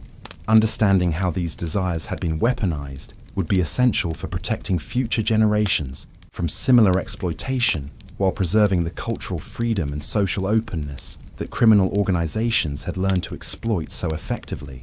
The investigation continued to reveal new layers of complexity and international connection that suggested the full scope of the network's operations might never be completely understood. But the evidence already gathered had provided insights into human vulnerability and criminal methodology that would influence law enforcement, intelligence operations, and social policy for decades to come. The heroin havens of 1920s Paris had become a laboratory for techniques of social manipulation that would echo through history long after the last café had been closed and the final participant had faced justice for their role in one of the most sophisticated criminal conspiracies of the modern era. The investigation's tentacles reached into the most unexpected corners of European society, revealing how the network had systematically targeted not just individuals, but entire institutions that formed the backbone of civilized order. As spring arrived in Paris in 1929, Detective Inspector Bertrand discovered that the corruption extended into realms that shocked even his cynical sensibilities. The breakthrough came through Countess Isabella von Habsburg, a legitimate Austrian aristocrat whose addiction had made her a willing accomplice in schemes that threatened the very foundations of European banking. Isabella's story began in the autumn of 1926, when she arrived in Paris fleeing a marriage scandal that had destroyed her reputation in Vienna's conservative social circles. At 35, she possessed both the sophistication to navigate high society and the desperation that made her vulnerable to exploitation. Isabella's recruitment had been orchestrated by someone calling himself Baron Friedrich von Seckendorf, whose noble credentials were as fabricated as his charm was genuine. The Baron understood that Isabella's disgrace in Austrian society had created a hunger for acceptance that could be satisfied through association with Paris's avant-garde cultural movements. He introduced her to café society as a refuge where her past scandals would be viewed as evidence of sophisticated rebellion rather than moral failure. The Baron's manipulation of Isabella was masterful in its subtlety. He never directly encouraged her drug use, but created social situations where abstinence would have meant isolation from the only community in Paris that seemed to understand her situation. Isabella's first injection occurred during what she believed was an intimate artistic salon, where drug use was presented as necessary for appreciating experimental poetry that challenged conventional literary boundaries. Within months, Isabella's addiction had progressed to the point where maintaining her habit required increasingly desperate financial measures.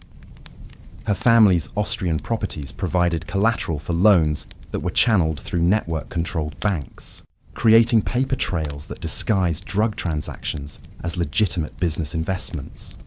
But Isabella's value to the network extended far beyond her personal wealth. Through her Habsburg connections, Isabella possessed access to information about European royal families, diplomatic negotiations, and financial arrangements that could influence everything from currency values to territorial disputes. Network operators encouraged her to maintain correspondence with relatives and family friends throughout the Austrian Empire, using her letters to gather intelligence that was then sold to buyers whose identities remained hidden behind layers of intermediaries. Isabella's case revealed how the network had learned to exploit aristocratic social networks that had been weakened by the war, but still maintained enough influence to affect political and economic decisions. Noble families that had lost political power still possessed social connections and insider knowledge that could be valuable to criminal organizations seeking to manipulate markets or influence government policies. The systematic exploitation of aristocratic networks was coordinated by someone the investigation never fully identified, known only as the architect. This individual possessed intimate knowledge of European noble genealogies, diplomatic protocols, and financial systems that suggested either aristocratic background or professional training in intelligence operations. The architect never appeared in person at cafe gatherings, but their influence was evident in the sophisticated strategies used to target and exploit specific noble families. Under the architect's guidance, network operators had created detailed maps of European aristocratic relationships, identifying which families possessed access to valuable information and which individuals within those families might be vulnerable to recruitment.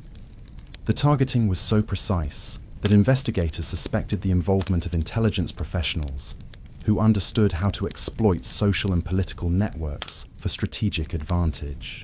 The discovery of aristocratic targeting protocols transformed the investigation into a matter of international security that required cooperation between intelligence services throughout Europe. Governments that had initially viewed the cafe network as a criminal law enforcement issue suddenly recognized that their own diplomatic and financial systems had been compromised by organizations that possessed detailed intelligence about their most sensitive operations. The scope of intelligence compromise became apparent through the case of Lord Reginald Ashworth, a British diplomat whose addiction to opium had been carefully cultivated to provide network operators with advanced knowledge of diplomatic negotiations that could affect commodity prices and currency values.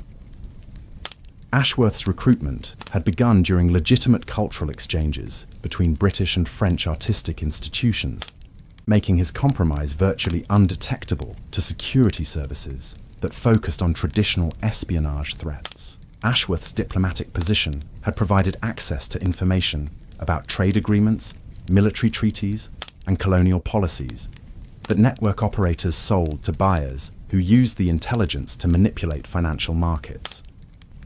The profits generated through this insider trading were far greater than anything possible through simple drug trafficking, demonstrating how criminal organizations could leverage cultural infiltration to access economic opportunities that traditional criminals could never exploit. The financial manipulation schemes revealed through Ashworth's case were so sophisticated that they required cooperation between criminal organizations and legitimate financial institutions throughout Europe. Banks that processed suspicious transactions had been convinced they were facilitating legitimate business activities by clients whose aristocratic credentials and cultural interests disguised the criminal nature of their operations. Investigation of these financial networks revealed that network operators had been systematically infiltrating legitimate banking institutions through employees who were gradually compromised through drug addiction and social pressure.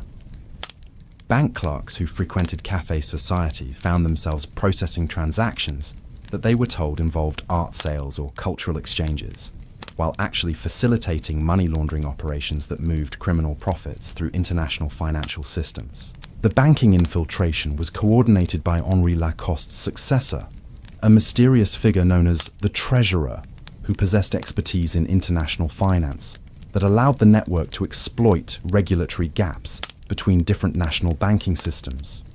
The Treasurer had established a web of shell companies and offshore accounts that made tracking criminal profits virtually impossible, while creating legitimate-appearing paper trails that satisfied banking compliance requirements. The sophistication of these financial operations suggested involvement by professionals with extensive experience in international banking and investment management.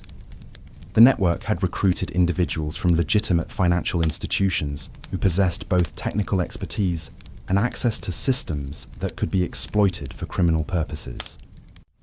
Their involvement had transformed simple drug trafficking into a complex financial conspiracy that threatened the integrity of European banking systems. The investigation of banking infiltration led to one of the most shocking discoveries of the entire case: evidence that network operators had been planning to use their financial capabilities to manipulate currency markets during periods of political instability.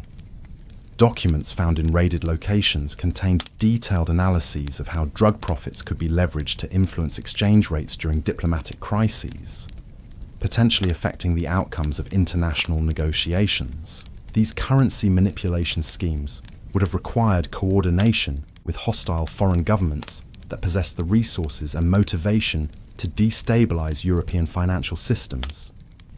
The network's operations had evolved from criminal enterprise to potential weapon of economic warfare that could be used to undermine the stability of democratic nations through manipulation of their financial systems. The recognition of these possibilities elevated the investigation to the highest levels of government throughout Europe. Intelligence services that had been focused on traditional military threats found themselves confronting a new form of asymmetric warfare that used criminal organizations and cultural infiltration rather than conventional military means to achieve strategic objectives.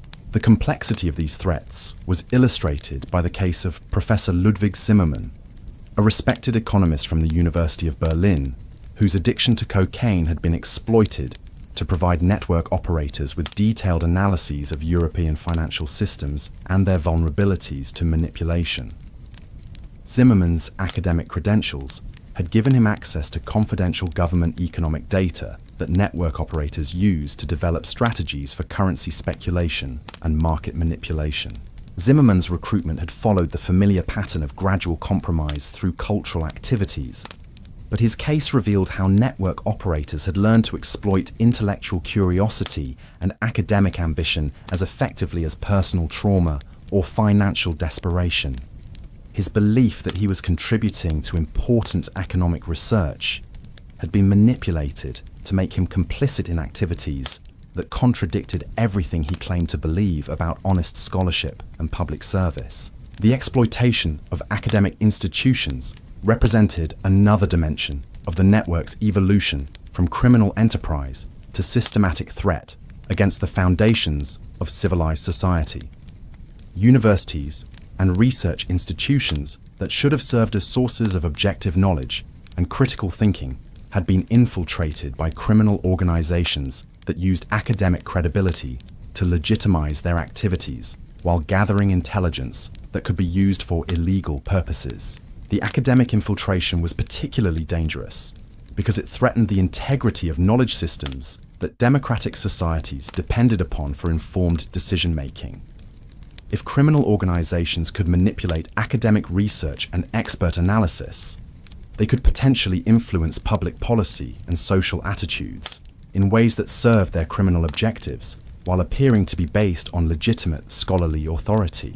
Investigation of academic compromise revealed that network operators had been systematically targeting universities and research institutions throughout Europe, identifying scholars whose work could be useful for criminal purposes and developing strategies for recruitment that exploited academic culture and professional incentives. The targeting was so systematic that investigators suspected coordination by intelligence professionals who understood how to exploit academic institutions for strategic advantage. The academic infiltration schemes were coordinated by an individual known as the Scholar, whose identity remained hidden but whose influence was evident in the sophisticated techniques used to compromise researchers and manipulate academic institutions. The Scholar possessed intimate knowledge of academic culture and scholarly communication networks that suggested either extensive university experience or professional training in intelligence operations targeting academic institutions. Under the Scholar's guidance, network operators had developed techniques for influencing academic research that could shape public understanding of issues relevant to their criminal operations.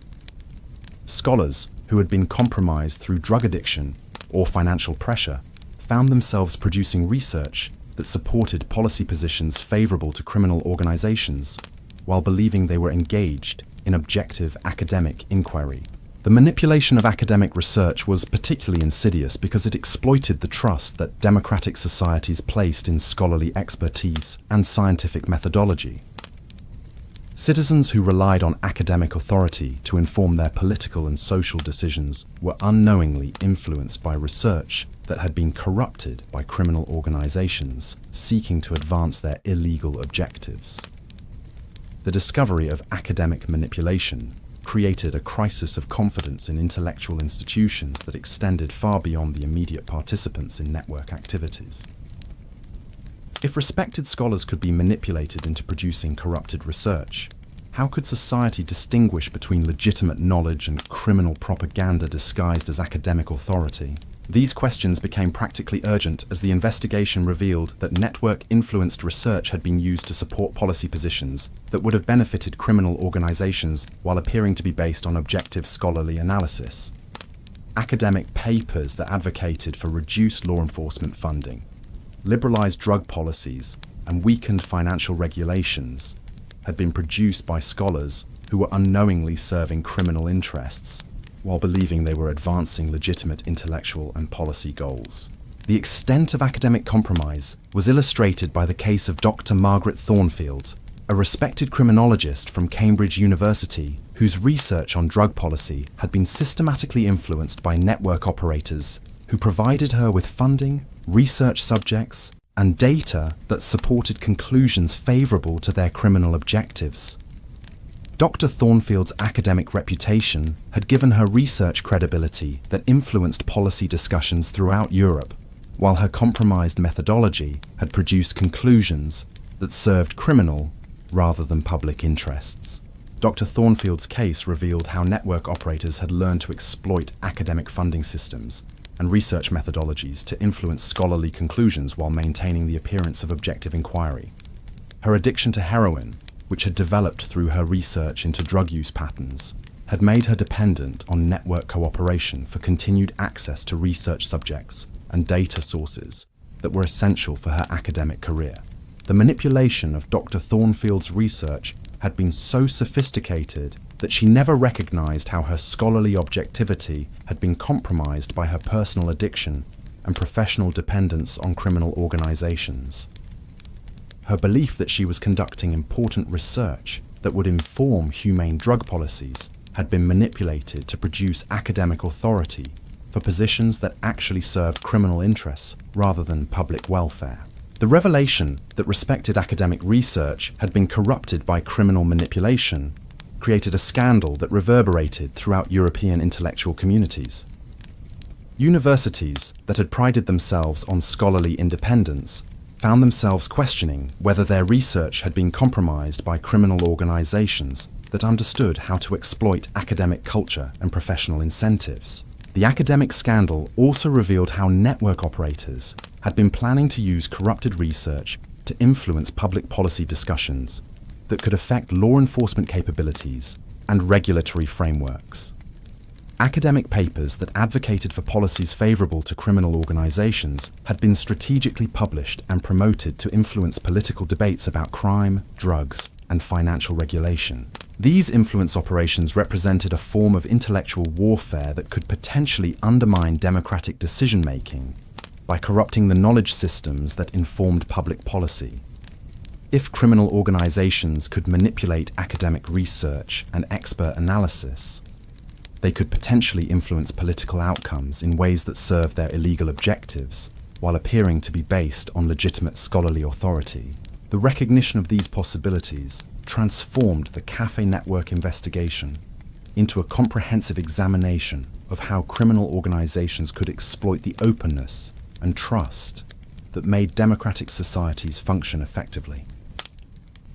The techniques that had been developed for manipulating individuals had been scaled up to target institutions and knowledge systems that were essential for civilized governance. As the investigation expanded to examine academic and institutional compromise, it became clear that the network's operations had been far more ambitious than simple criminal enterprise. The systematic targeting of cultural institutions, financial systems, political networks, and academic research suggested coordination by organizations that possess strategic objectives extending far beyond criminal profit. The possibility that the Café Network had been serving foreign intelligence interests or political movements seeking to destabilize democratic societies created new urgency for investigation efforts that had already revealed more complexity than law enforcement agencies were equipped to handle. The heroin havens of Parisian cafés had been revealed as components of a sophisticated assault on the foundations of European civilization that would require unprecedented cooperation between law enforcement, intelligence services, and democratic institutions to address effectively. The network's participants found themselves caught in conflicts they had never understood. Their personal struggles with addiction and cultural alienation transformed into elements of larger battles over the future of democratic society. Their stories had become cautionary tales about the vulnerability of human freedom in an age when psychological manipulation and institutional corruption had become weapons that could be wielded by hostile forces seeking to undermine the foundations of civilized order. The investigation continued to reveal new dimensions of the conspiracy that suggested the full scope of the network's operations might never be completely understood. But the evidence already gathered had provided insights into the vulnerability of democratic institutions and open societies that would influence security policy and law enforcement practices for generations to come. The bohemian cafés, where artists had sought inspiration through chemical enhancement, had been revealed as laboratories for techniques of social manipulation and institutional corruption that would echo through history long after the last participant had faced justice for their role in one of the most sophisticated threats to democratic civilization in the modern era. The spring of 1929 brought revelations that would forever change how European societies understood the relationship between cultural freedom and national security. The café network had demonstrated that the very openness and tolerance that made democratic civilization worth preserving could be systematically exploited by hostile forces seeking to destroy the foundations of free society from within. Understanding and addressing these vulnerabilities would become one of the defining challenges of the 20th century, as democratic nations struggled to preserve their values while defending against enemies who had learned to weaponize the trust and freedom that made those values possible. The investigation had reached a critical juncture when Detective Inspector Bertrand received an encrypted telegram from London that would transform everything he thought he understood about the café network's true purpose. The message, sent through diplomatic channels by British intelligence, contained a single devastating revelation. The network's operations were being replicated simultaneously in 12 major European cities, suggesting coordination by an organization far more sophisticated than anyone had imagined. The telegram's contents were based on intelligence gathered by Agent Sarah Whitmore, a British operative who had been conducting parallel investigations in London's Bloomsbury district. Whitmore had discovered that wealthy British expatriates were returning from Paris with more than just artistic inspiration and narcotic dependencies. They were carrying detailed instructions for establishing similar operations that could target Britain's aristocratic and intellectual elite through the same cultural manipulation techniques that had proven so effective in French café society. Agent Whitmore's investigation had begun when Lord Pemberton's youngest son, Charles, had died of a heroin overdose in his Mayfair apartment surrounded by paintings that subsequent analysis revealed were worthless forgeries purchased for astronomical sums. Charles's death had initially been dismissed as another tragic example of aristocratic excess, but Whitmore's examination of his financial records revealed transaction patterns that mirrored those discovered in the Parisian investigation. Charles had spent the previous 18 months traveling between Paris and London, ostensibly pursuing his interests in avant-garde literature and experimental theatre. But his actual activities, reconstructed through painstaking investigation of his correspondence and financial dealings, revealed systematic recruitment of vulnerable individuals from Britain's most prominent families. His social connections had provided access to people whose psychological profiles matched those documented in the network's targeting protocols. The British operation had been established in a series of private clubs and artistic salons that appeared to serve legitimate cultural purposes, while actually functioning as recruitment centres for criminal activities. The Athenaeum Society, housed in a Georgian mansion near Russell Square, had attracted young intellectuals and artists through lectures on contemporary European culture and exhibitions of work by promising continental artists. But the society's real purpose was identifying and cultivating individuals who might be suitable for more intensive manipulation. The society's operations were managed by someone calling herself Lady Vivian Ashcroft, whose aristocratic credentials were as fabricated as her interest in artistic patronage. Lady Ashcroft possessed intimate knowledge of British social hierarchies and cultural movements that allowed her to present herself as a sophisticated cultural authority, while actually serving as a recruitment specialist for criminal organisations seeking to exploit British wealth and influence. Lady Ashcroft's manipulation techniques had been refined through experience with dozens of targets, each providing lessons that improved her ability to identify vulnerabilities and exploit them systematically. Her approach varied, depending on the specific psychological profile of each target, but always involved gradual introduction to increasingly exclusive cultural activities, where drug use was normalized through association with intellectual sophistication and artistic authenticity. The British operation's most significant success had been the recruitment of Sir Reginald Blackwood, a prominent banker whose position at the Bank of England had provided access to information about monetary policy and international financial agreements. Blackwood's addiction to cocaine had been carefully cultivated through his involvement in society activities, while his belief that he was supporting important cultural initiatives had been manipulated to secure his cooperation with increasingly compromising requests for confidential information.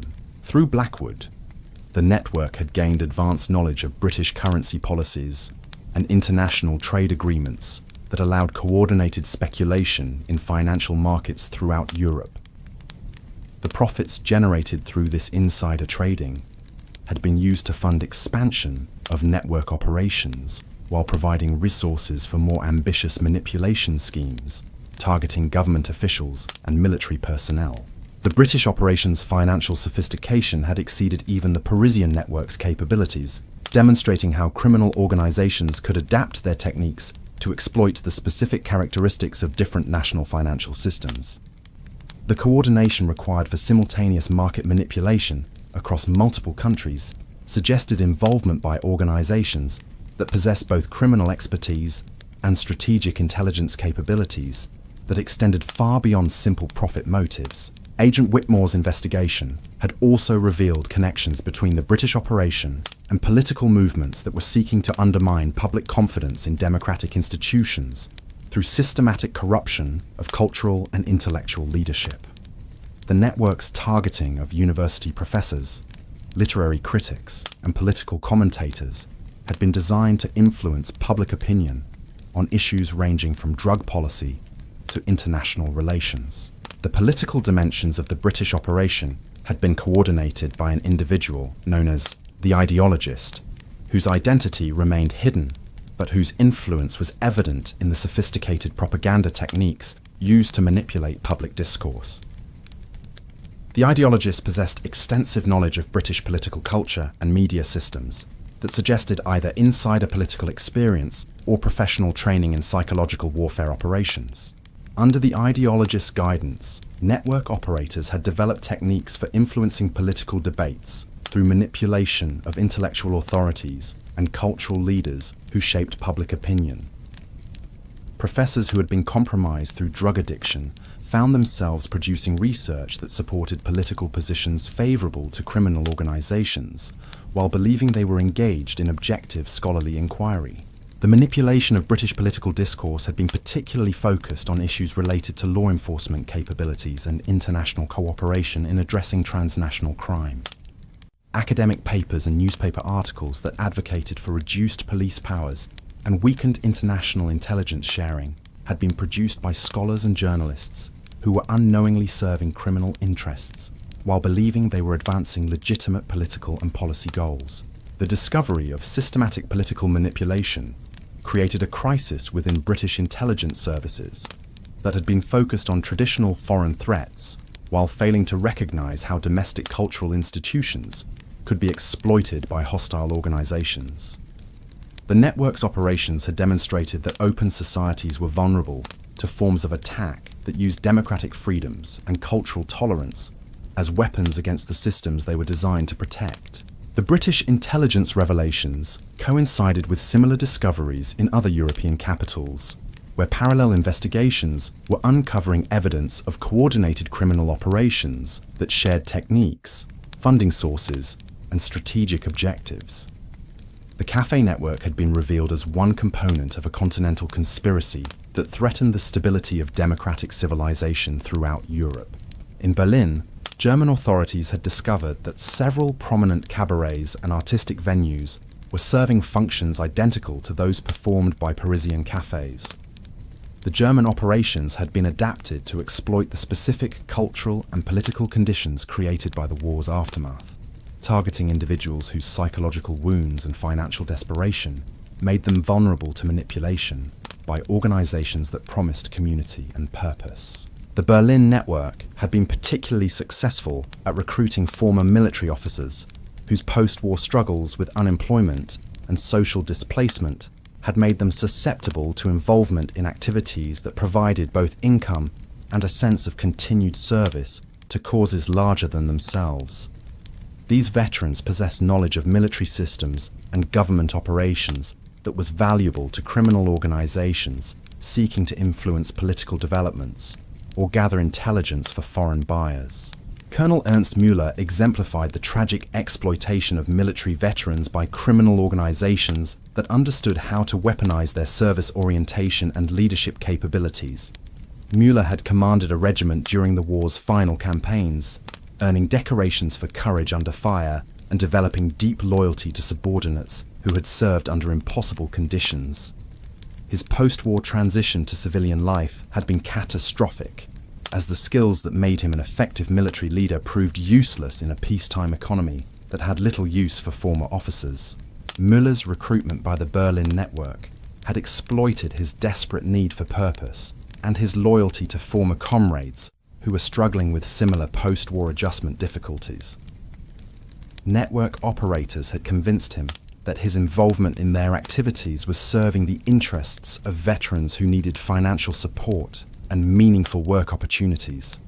His belief that he was helping fellow soldiers had been manipulated to secure his cooperation with increasingly criminal activities. Through Müller's military connections, the network had gained access to weapons, transportation capabilities, and operational expertise that transformed their criminal activities into something resembling paramilitary operations. The systematic targeting of government officials and business leaders had been conducted with military precision that made traditional law enforcement responses inadequate for addressing the scope and sophistication of the threat. The militarization of criminal operations represented a new form of threat that existing law enforcement agencies were poorly equipped to address.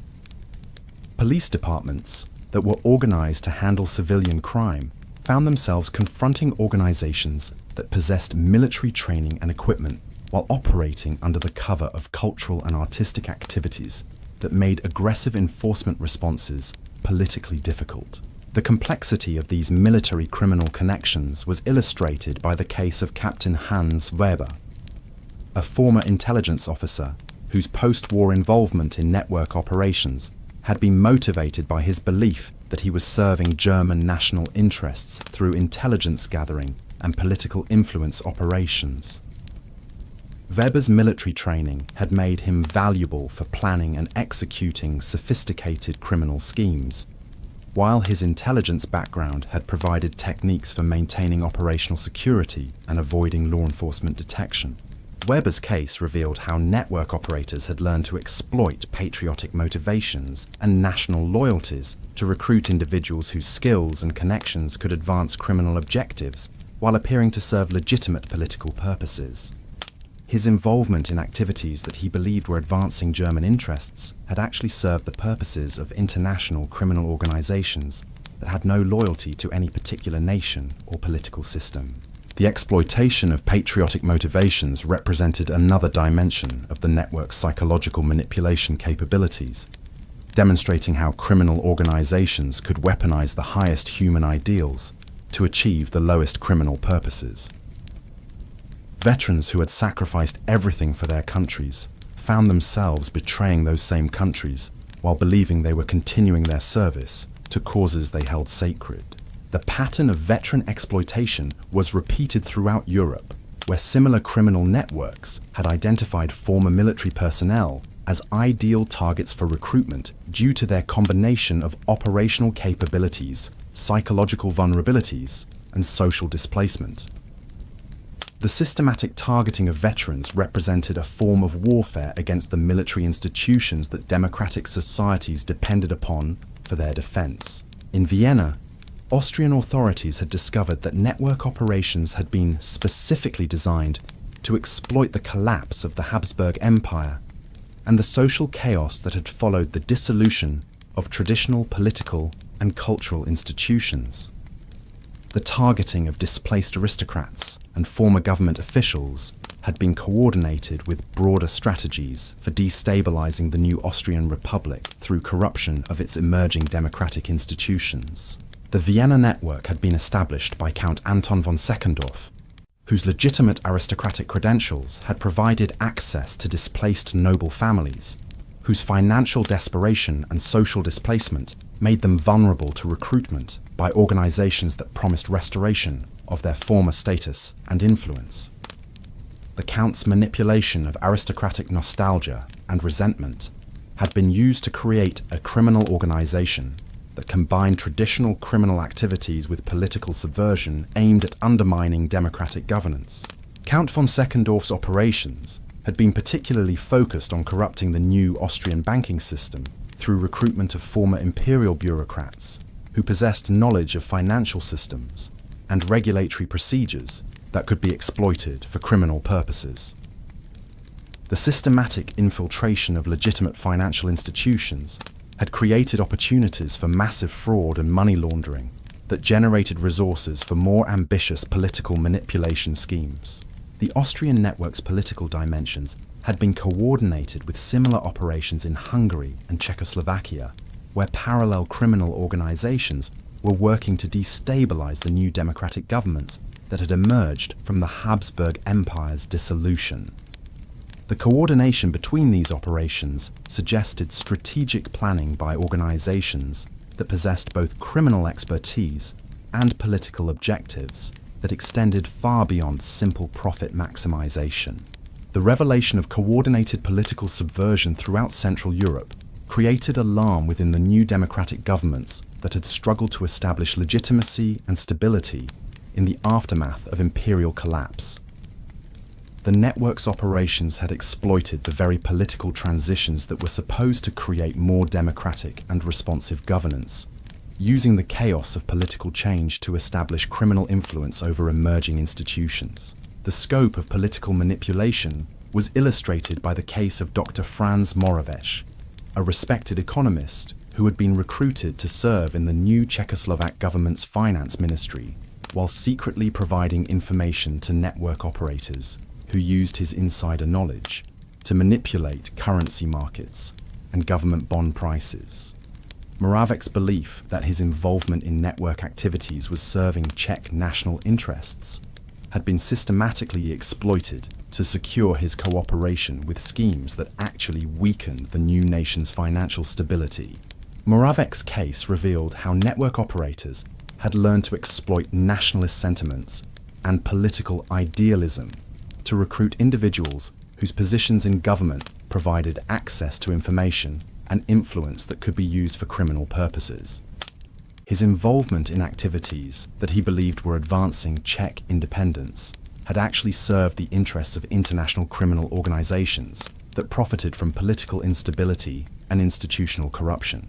The exploitation of political idealism represented perhaps the most insidious aspect of the network's manipulation techniques, demonstrating how criminal organizations could corrupt the democratic processes that were essential for legitimate governance. Officials who had dedicated their lives to public service found themselves betraying the public trust while believing they were serving higher purposes that justified their involvement in increasingly compromising activities. The pattern of government infiltration was repeated throughout Europe, where network operators had systematically targeted the emerging democratic institutions that were replacing the imperial and monarchical systems destroyed by the war.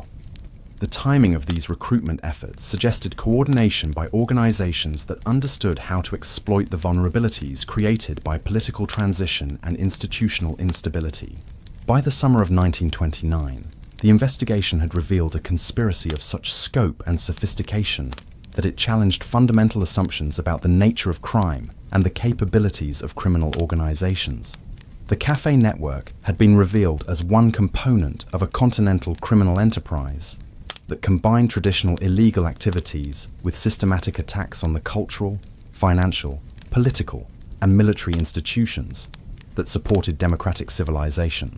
The network's participants had become unwitting soldiers in a war against the foundations of free society. Their personal struggles with addiction and alienation transformed into weapons that could be used to undermine the very systems that should have provided them with security and opportunity. Their stories had become cautionary tales about the vulnerability of human nature and democratic institutions to systematic manipulation by organizations that possessed both criminal ruthlessness and strategic intelligence capabilities. The investigation's revelations had created unprecedented challenges for law enforcement and intelligence agencies that were organized to address traditional threats, while lacking capabilities for confronting criminal organizations that operated across national boundaries and exploited cultural and political freedoms for strategic purposes. The network's success had demonstrated that democratic societies needed new approaches to security that could preserve their openness while defending against enemies who had learned to weaponize the trust and freedom that made democratic life possible. As authorities throughout Europe struggled to comprehend the full scope of the conspiracy they had uncovered, one fact became increasingly clear. The heroin havens of Parisian cafés had been far more than criminal enterprises or artistic gathering places. They had been laboratories for developing techniques of psychological warfare and social manipulation that would continue to threaten democratic civilization long after the last participant had been brought to justice and the final café had been shuttered forever.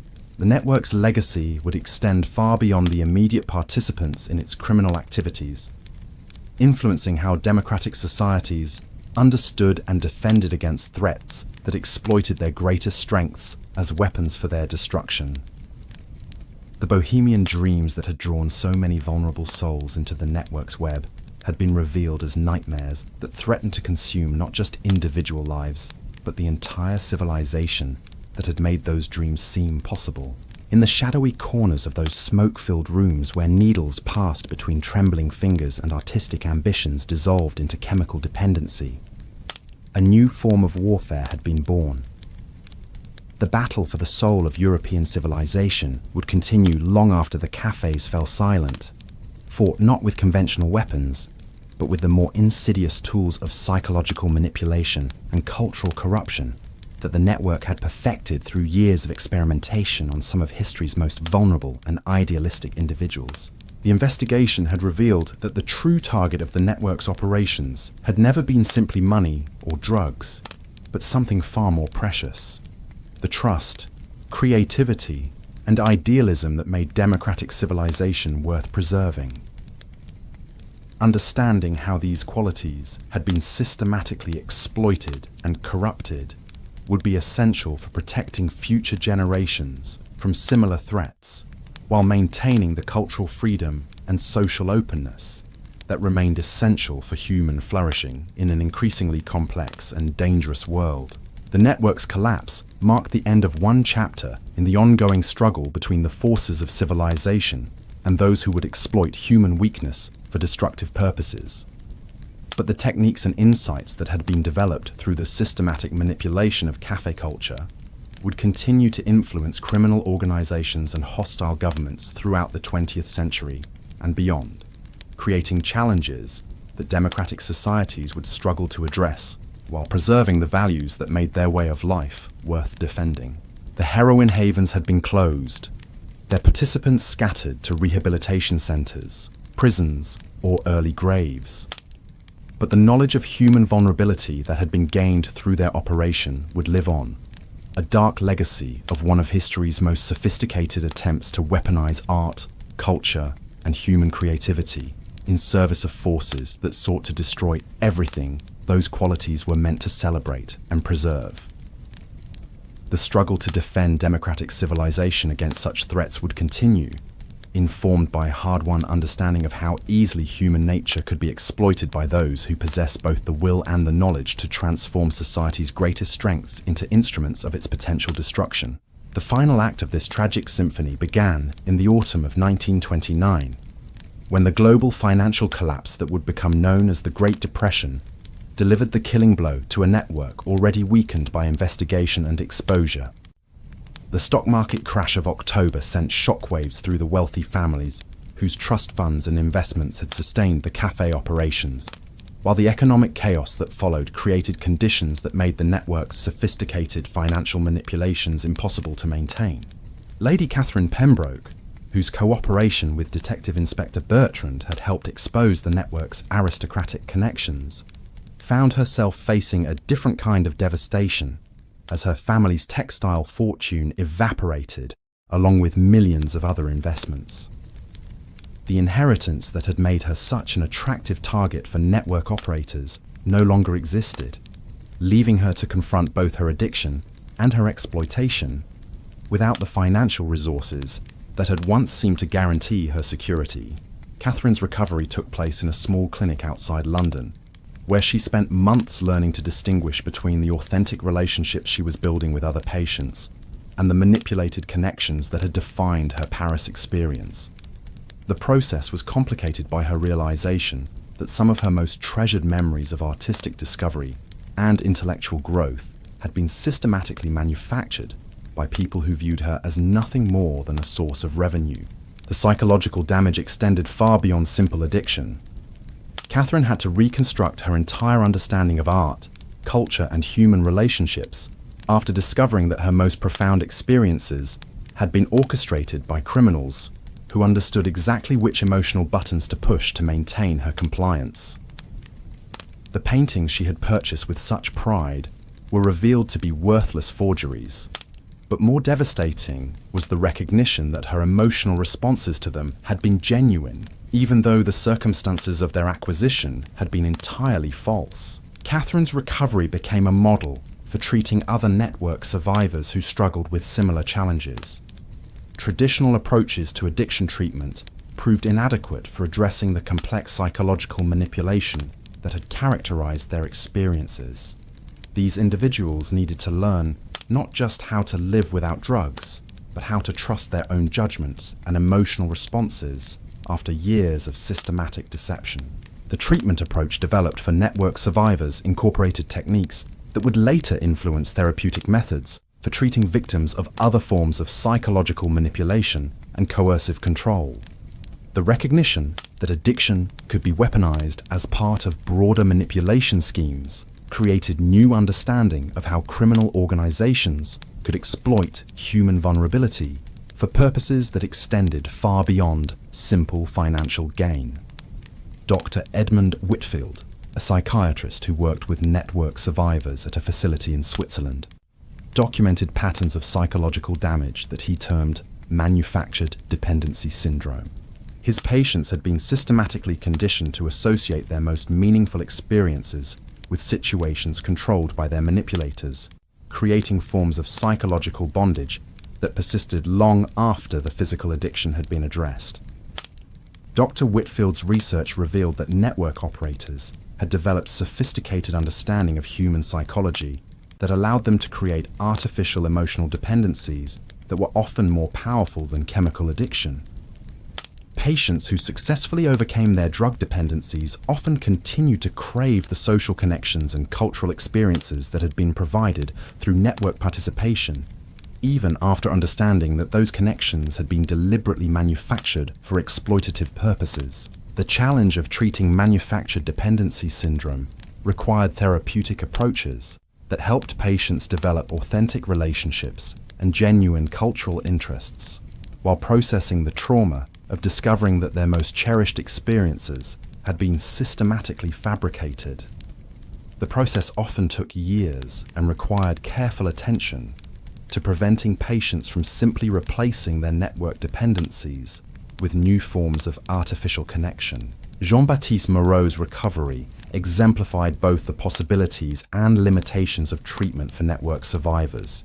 His cooperation with authorities had earned him access to experimental treatment programs that combined medical intervention for his heroin addiction with psychological therapy, designed to address the manipulation he had experienced. But his artistic career faced challenges that extended far beyond his personal recovery. The paintings Jean-Baptiste had created while using heroin possessed qualities that critics and collectors found compelling. But his work produced during recovery lacked the otherworldly intensity that had made his addicted period seem so artistically significant. This created a cruel dilemma. His best work had been produced under conditions that were destroying his life, while his healthiest periods produced art that seemed mundane by comparison. Jean-Baptiste's struggle with this artistic dilemma became a subject of intense debate within recovery communities and legitimate art circles. Some argued that his heroin-influenced work should be celebrated as authentic artistic expression that happened to emerge from tragic circumstances. Others contended that celebrating art produced through criminal exploitation perpetuated the romanticization of addiction and manipulation that had made network recruitment possible. The debate reflected broader questions about how society should evaluate cultural achievements that emerged from destructive or exploitative circumstances. If genuine artistic innovation had resulted from systematic criminal manipulation, how should that innovation be understood and preserved?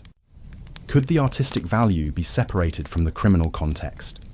Or did acknowledging the art's significance somehow validate the methods used to produce it? These questions became practically urgent as legitimate galleries and collectors struggled to determine how to handle network-associated artworks that had been seized during the investigation. Some pieces possessed genuine artistic merit that had been recognized by critics who were unaware of the criminal circumstances surrounding their creation. Others were revealed to be mediocre works whose perceived value had been artificially inflated through the manipulation of buyers, whose judgment had been compromised by addiction and psychological manipulation. The art market's response to network-associated works created a new category of cultural artifacts whose value was complicated by their association with criminal activity.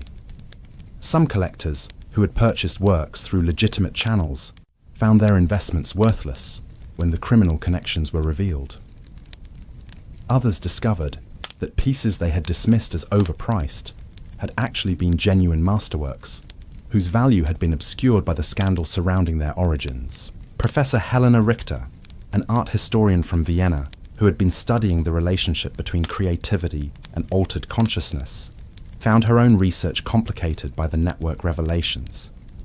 Her academic work had suggested that certain forms of drug use could enhance artistic creativity, but the discovery that systematic criminal exploitation had influenced many of the works she had studied forced her to reconsider her conclusions about the relationship between chemical enhancement and authentic artistic expression. Professor Richter's dilemma reflected challenges faced by scholars throughout Europe who had been studying cultural movements and artistic innovations that were later revealed to have been influenced by criminal manipulation. Academic work that had seemed to provide objective analysis of cultural phenomena was called into question when the criminal context became apparent, forcing researchers to distinguish between genuine artistic innovation and manufactured cultural significance. The academic community's response to these challenges led to new standards for research into cultural movements and artistic communities. Scholars developed techniques for identifying potential criminal influence in cultural phenomena, while academic institutions established protocols for addressing research that might have been compromised by criminal manipulation of subjects or data sources. The broader cultural impact of the network's exposure extended far beyond academic circles. The revelation that sophisticated criminal organizations could systematically exploit artistic communities created suspicion about avant-garde cultural movements and experimental artistic practices.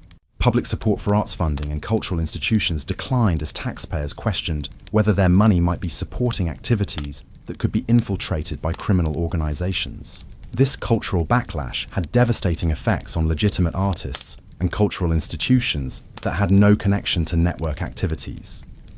Experimental theatres, avant-garde galleries, and innovative cultural programs found themselves facing reduced funding and public suspicion simply because they represented the kinds of activities that criminal organizations had learned to exploit for their own purposes. The backlash was particularly severe in Paris, where the café culture that had given the city its reputation for artistic innovation became associated with criminal exploitation and social destruction. Tourism declined as visitors who had once been attracted by Paris's bohemian atmosphere began to view the city's cultural offerings with suspicion and fear. Maurice Delacroix, who had owned a legitimate café near the Sorbonne that had served as a gathering place for artists and intellectuals without any connection to network activities, found his business destroyed by association with the scandal. Customers who had once appreciated his establishment's authentic bohemian atmosphere now viewed any café that attracted artists as potentially dangerous, forcing him to close a business that had operated successfully for 15 years. Maurice's experience reflected the broader damage that the network's activities had inflicted on legitimate cultural institutions and businesses throughout Paris.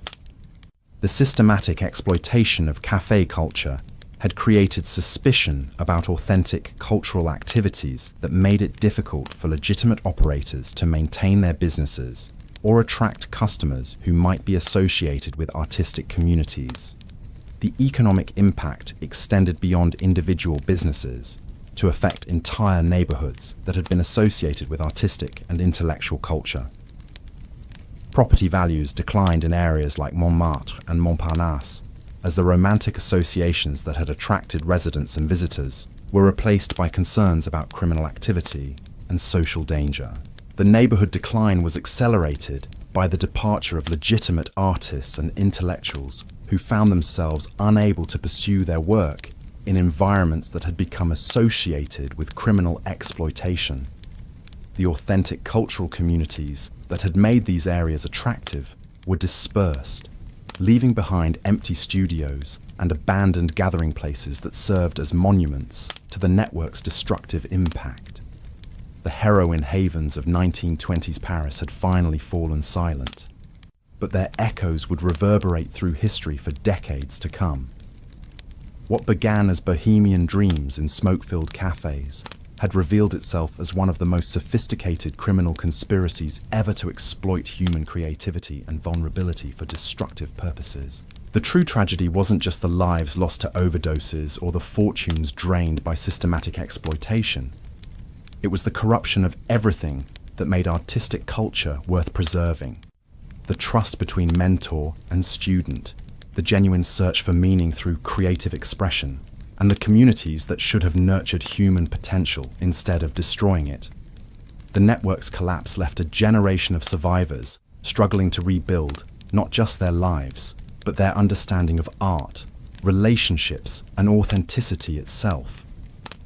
Yet from this devastation emerged crucial insights about how criminal organizations could weaponize culture, exploit vulnerability, and threaten the very foundations of democratic society. The lessons learned from these heroin havens would prove essential as the world faced new forms of psychological manipulation and social exploitation in the decades that followed. The cafes where dreams went to die had become laboratories for understanding how easily human nature could be corrupted, and how vigilantly free societies must guard against those who would exploit our highest aspirations for their lowest purposes.